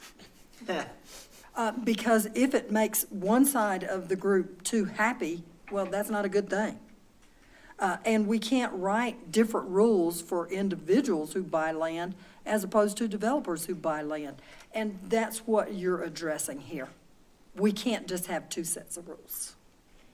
And what I struggle a little bit with, and first off, I so appreciate all the work you've done into this and you know, coming up with this. I mean, it's a huge, huge improvement, and it does help to reduce costs. I think that's great. And I also feel like, you know, having been on council now for 6+ years, we've been, you know, really directing you as staff to solve for these issues and really appreciate. And I'll be perfectly honest, like, I had no intention when, you know, I was advocating for this. I was always thinking that it's trying to get the developers to do that. You know, so I didn't recognize that there would be impact on smaller developers, and that's on me. You know. Well, before you fall on the sword, I mean. I like falling on the sword. Yeah, but here's the thing, I think that's also important to state is like, I didn't like was in a room of people who, when we even talking about inclusionary housing, it's like, who does this? What is that? It's still really new. It's a very new approach. That's why we have 6 months updates on this, because we're really very much on the frontier of addressing a crisis that I think up until 2008, it was like the housing market, it's always a sure thing. Like, I was still in high school. So like, I think it's important also to say, yeah, there are unforeseen consequences. But yeah, like we are adjusting for it as they come. Like when loopholes are exploited, it's like, wow, we got away with that. Okay, how do we address that? It's literally like, as things come, we have to adapt. That's what being on the frontier of something is. So I think that's a really important point to bring up. We're learning about it as we go. Yeah. Just real quick to address Councilwoman Martin's concern about density. Just to give you kind of a real life example, if somebody was going to do, let's say they were thinking about doing a 6 or 8 or 9 unit development, but then they saw these numbers and they're like, oh, well, if I build fewer, then I only have to pay so much in the way of fees in lieu. And you take like 3 units at about $10 per square foot, and let's say it's a 1,500 square foot home. That's $15,000 in fees in lieu, right? Most people, most developers are gonna make well more than that per unit that they sell. So, you know, a 1,500 square foot unit may cost in the vicinity about $350,000, 400 maybe, somewhere in there. They're gonna sell that right now. I mean, the median single family home is over $700,000, right? So that, I mean, your profit margin in that is in the couple $100,000 range anyways, way more than that $15,000 that you would have to pay. Even if you're factoring in the inclusionary housing unit that you have to build, which in most cases, you're at least breaking even on the cost of that to the sales price. So I don't think it's going to discourage people from going more dense. And if they do provide that one built unit, they get that extra density, so they can actually even build more in some cases. Thank you. Yeah, thank you for clarifying that. And I do appreciate all of your work. Just because I'm asking questions, I hope you don't feel like I am. I'm not trying to discredit everything. It is our job to come with the questions that our constituents bring to us. So We absolutely appreciate the questions because, and also if you guys have them, people watching may have them, so it gives us a chance to hone in and answer them. This So- is not easy stuff, so we understand. We have a lot of brain damage from all this. It's knowing that there's going to be unintended consequences in every step of inclusionary housing. Like, Or just in general. just gotta, yeah, or just in general, and then, you know, you gotta accept that and make a move either way. Yeah, I don't know if I feel smarter or dumber. I'll come back to it. The market hasn't solved for it yet. So. Right, yeah. Damn free market. Our lives would be a lot easier if it had, Yeah, it did. that's been great. Yeah. What else? A motion? You ready for a motion? I think, Mr. Mayor, I move to approve resolution number 2024-32, amending the 2024 fee schedule. Second. so we have a motion from Councilmember Pappenfort, seconded by Councilmember Cucciarelli. The motion is to approve resolution number 2024-32, amending the 2024 fee schedule. Further discussion? Fontana, Yes. Critelli, Yes. Stevens, Yes. Peppenfort, Yes. Martin. no. The motion passes. Okay, and that takes us to Resolution 2024-33, a resolution of the City Council of the City of Salida, Colorado, approving and adopting the Salida City Council Handbook and replacing the Salida City Council Remote Participation Policy. Thank you, Mr. Mayor. For the record, I really like your sweater. I just want to make it clear. I wasn't trying to like make fun of your sweater. I just feel bad, you're really hot. I feel so much better now. Okay, good. I just wanted to clear the air. I didn't want there to be anything. And stop heating the seat, go on. Pretty much, okay. It's on pins and So the needles. Salida City Council has had for a number of years a handbook which has issued for you all council meeting rules and procedures. And earlier this year, when we brought this forward to you all, there was discussion of including a bit more to the handbook that might offer some additional insight into what it means to be a city council member, how you might interact with staff, where you can pick up your mail at City Hall, all the things that, all the questions you ask that we want to provide answers to you.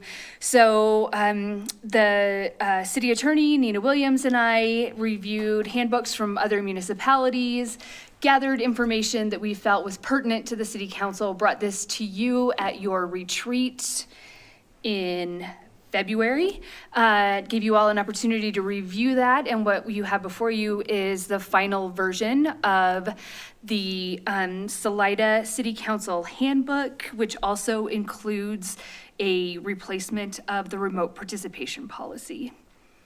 I am happy to answer any questions. We do recommend that you approve this resolution, read it, memorize it if you have questions. Memorize. It's chock full of great information. Yes, it's riveting. Yes, Who'd like to begin? it is. It was good to know we could be removed from office for just not showing up. That there's more than one way to get us out of office. It doesn't just have to be a recall election. Yeah, that's always nice. Yes.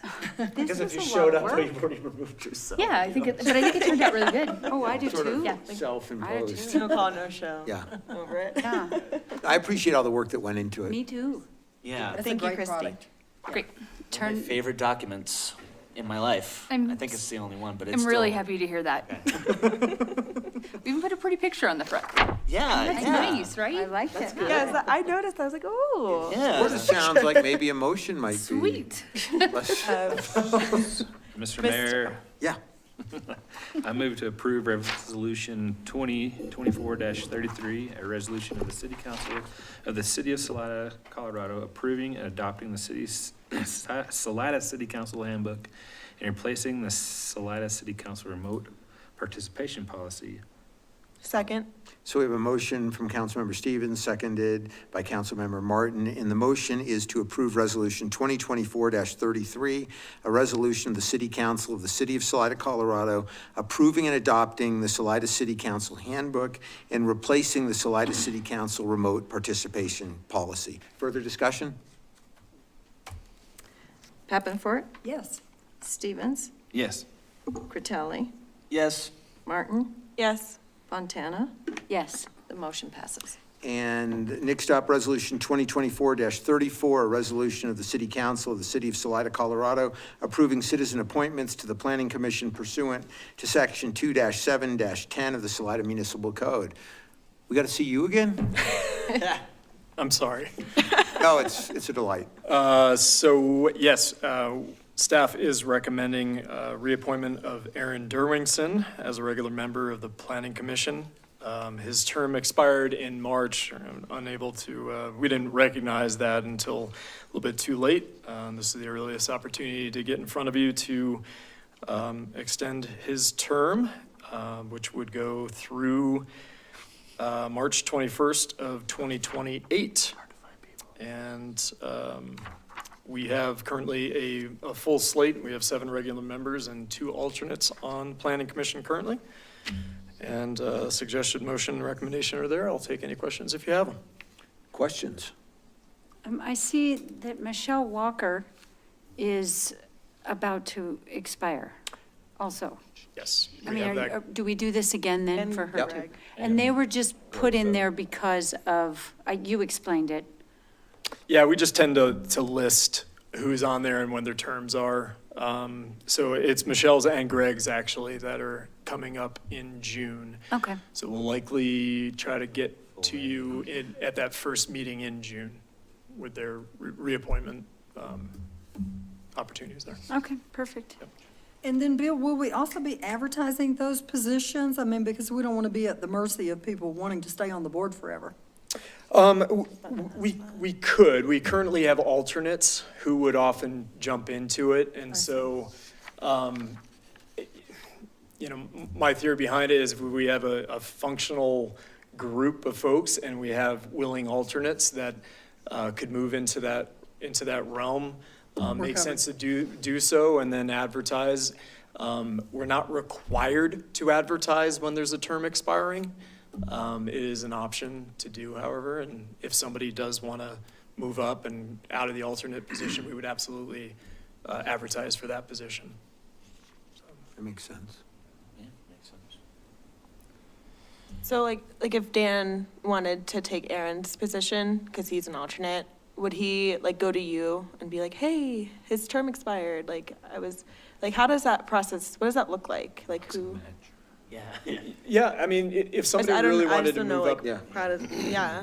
if somebody really wanted to move up into it and challenge a regular member, I really would want Glove to. slap or We something. haven't seen that happen. We haven't. I don't know how. Would be interesting. I would have to kind of probably defer to our legal staff to see what we really truly be required to do in that case. It hasn't come up not during my time here anyway. But so people, they sit in their seats until they don't want to, essentially, for the planning and zoning? Well, you all have to approve Right, and their then, extension of their terms. okay, and so that's what we're doing here? Correct. Okay, thank you. I guess no term limits, so they could just spend their whole lives. If council was happy with them, yeah.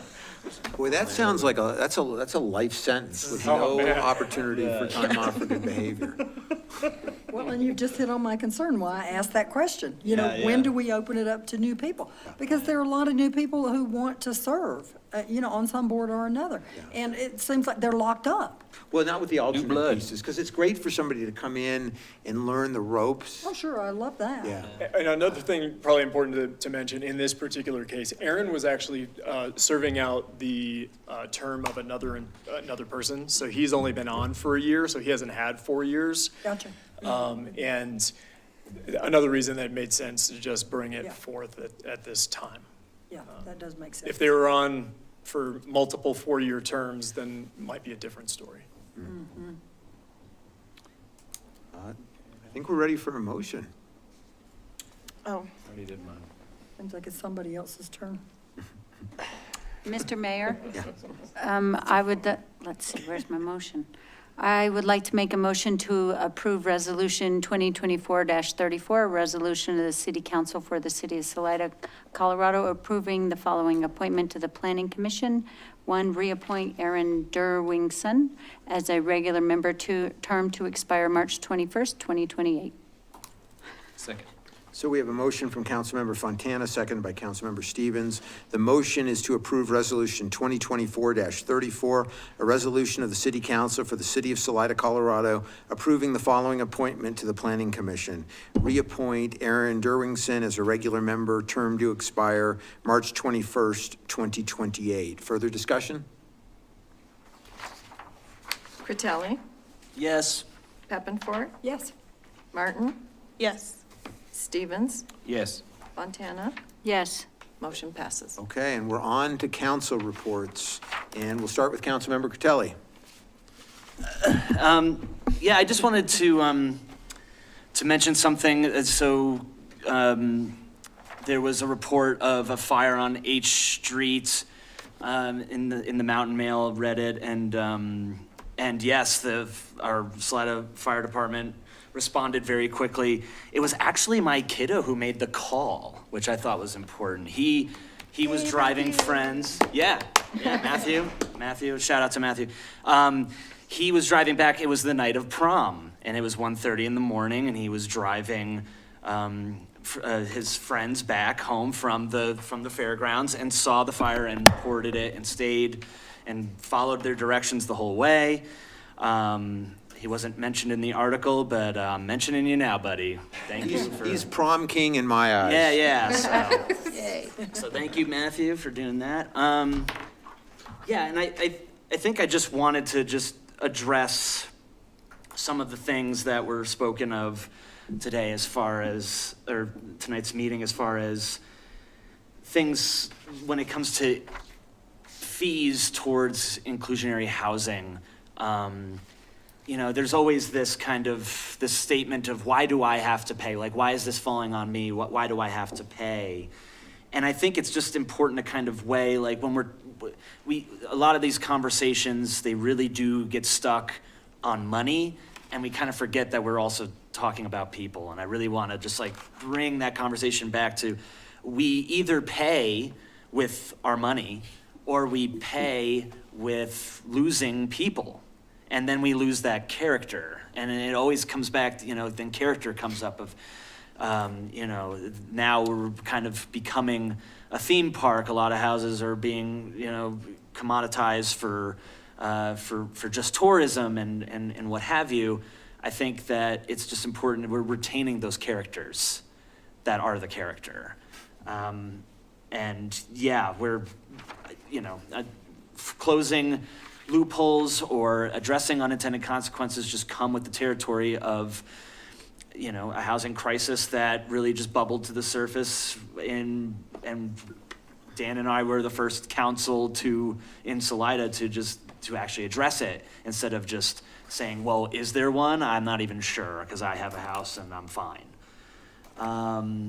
So as far as, and also, addressing the misinformation out there about, the Poncha trunk line. I just want to reiterate more. I think it starts becoming rhetoric when it's like, when the rhetoric becomes us and Poncha, we're one. Why can't we just be one? Why can't we be united? I think it's because simply we were not voted by the people of Poncha. That's why there is a separation.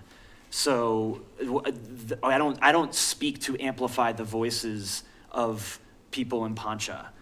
I think it's important to just say that my stance is based on our legal team looking at the contract and saying this contract when I hear it, it's a lot of, legalese that I just go, oh, this contract sucks.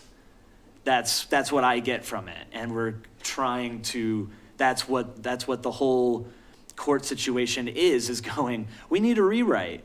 Like this contract should have been, thrown out and not, from the start. It needs to be a better contract. I think that's like the foundation of this entire conversation is if it's vague and one party goes, I read it like this, and then we go, that's not what we're getting at all. That means the contract, the wording is not right. It needs to be under no uncertain terms. That's the beauty of a contract, where it's like, oh, this is pretty explicit. There's not even a timeline or time stipulation on our that council has to abide by for approvals of anything. So we're not. We could just be taking our time to approve everything. Wouldn't you want a contract that actually stipulates a timeline for approvals and actual specifics? So that's kind of the where I'm coming from when I have people kind of questioning like, oh, are you just buying into what your legal team is saying? It's like, it seems, we've discussed it. It seems pretty clear that this contract isn't good, but I also just want to just state that, when we go, hey, we are one community, no, we aren't. I'm voted by the people of Salida, and to represent them. That is my stance. Other than that, that's all I have. Thank you. Thank you. Councilmember Fontana. So I'd like to give a shout out to Public Works again. I have been now driving, which is a good thing, and I'm noticing that they're filling all the potholes. And so it's awesome. They filled one right in front of my house. It was awesome. So I just wanted to say thanks to them. Appreciate it, back in my car. So I also talked to a few business owners downtown. They mentioned the Art Walk. They're excited that that was moved to October and moved out of the summer. At first, they wanted to have it all in the summer. It was a little controversial there to move it. But hopefully, it's a big draw at that time of the year instead of just being in the summer can be a big draw. So some of the businesses downtown have expressed that they are happy that's moved to October. The other thing, I guess I kind of need to ask Christy how does the library work? Do they ever come give us an update, or do we know anything? I'm just wondering if the library comes and gives council an update on anything they're doing, or if they ever have. I've never seen that, but if that's something the council would like, we can invite them. I mean, I think they have 19 employees or something such. They have quite a few people working there. I know a lot of people are saying, boy, we have a big library. I never hear anything about it. Aren't they a county? Don't they report under the county? No, they're their own special district. Oh, but they have their own board of directors? and- Yes. Yep. So that might not be something that they report to us. I mean, I don't know. I would like to hear how they're doing if, We could ask Susan. Yeah, I can. Yeah, we can ask Susan. yeah, just to see what the update is on the library, any news or, Sure, I can reach out and get them on an agenda, work session agenda. thank you. Is everybody, sure. Thank you. That's You're all I have to report. Councilmember Martin. Sorry.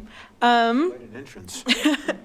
I wanted to invite everybody to the Friends of Browns Canyons International Dark Sky event. They're putting on a free stargazing event on May 17th at 8 p.m. It's at the Ruby Trailhead.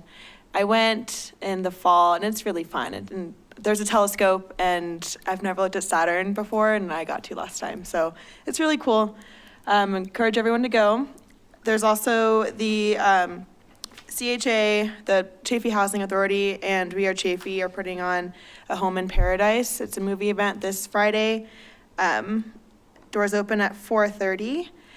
And last, I went on the river for the first time this season on Sunday and went over the part where the dam used to be. And it's beautiful, guys. It's great. I do miss the boat shoot a little bit because it was really fun, if you ask me. But also the fear of death was riveting as well, maybe.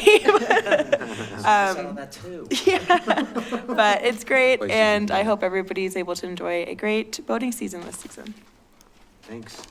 Councilmember Pappenfort. I would like to tag on to what Suzanne said about the library. I want to find out what kind of services they're offering for seniors because I'm constantly sending elders over there. And I'd like to know what they're doing for them because I think they're doing a lot for them and I'd like to know more specifically. I want to say that I'm very excited about the barbecue on Thursday? Friday for the fire station. The fire station is going up and it is fantastic. I am so thrilled. And then finally, I want to say Happy Mother's Day to all the mothers in the crowd and enjoy the weekend. Thank you. Councilmember Stevens. Just, said kind of the same thing as the rest of the board. Summer's coming up, getting excited about the river. It's one of the biggest reasons why I live here. My family loves it. Yeah, get down there and check out the removal of the dams. Pretty amazing. And get down and check out the surf wave. It's doing, it's at its optimal level right now. It's doing what it's supposed to be doing.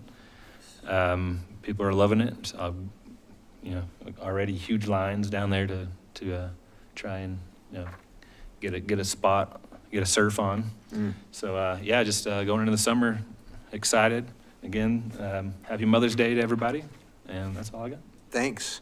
And I just have one thing tonight. And, in the last few council meetings, we've seen letters to the editor. There's been a lot of people coming up and talking about the lawsuit between Poncha and Salida.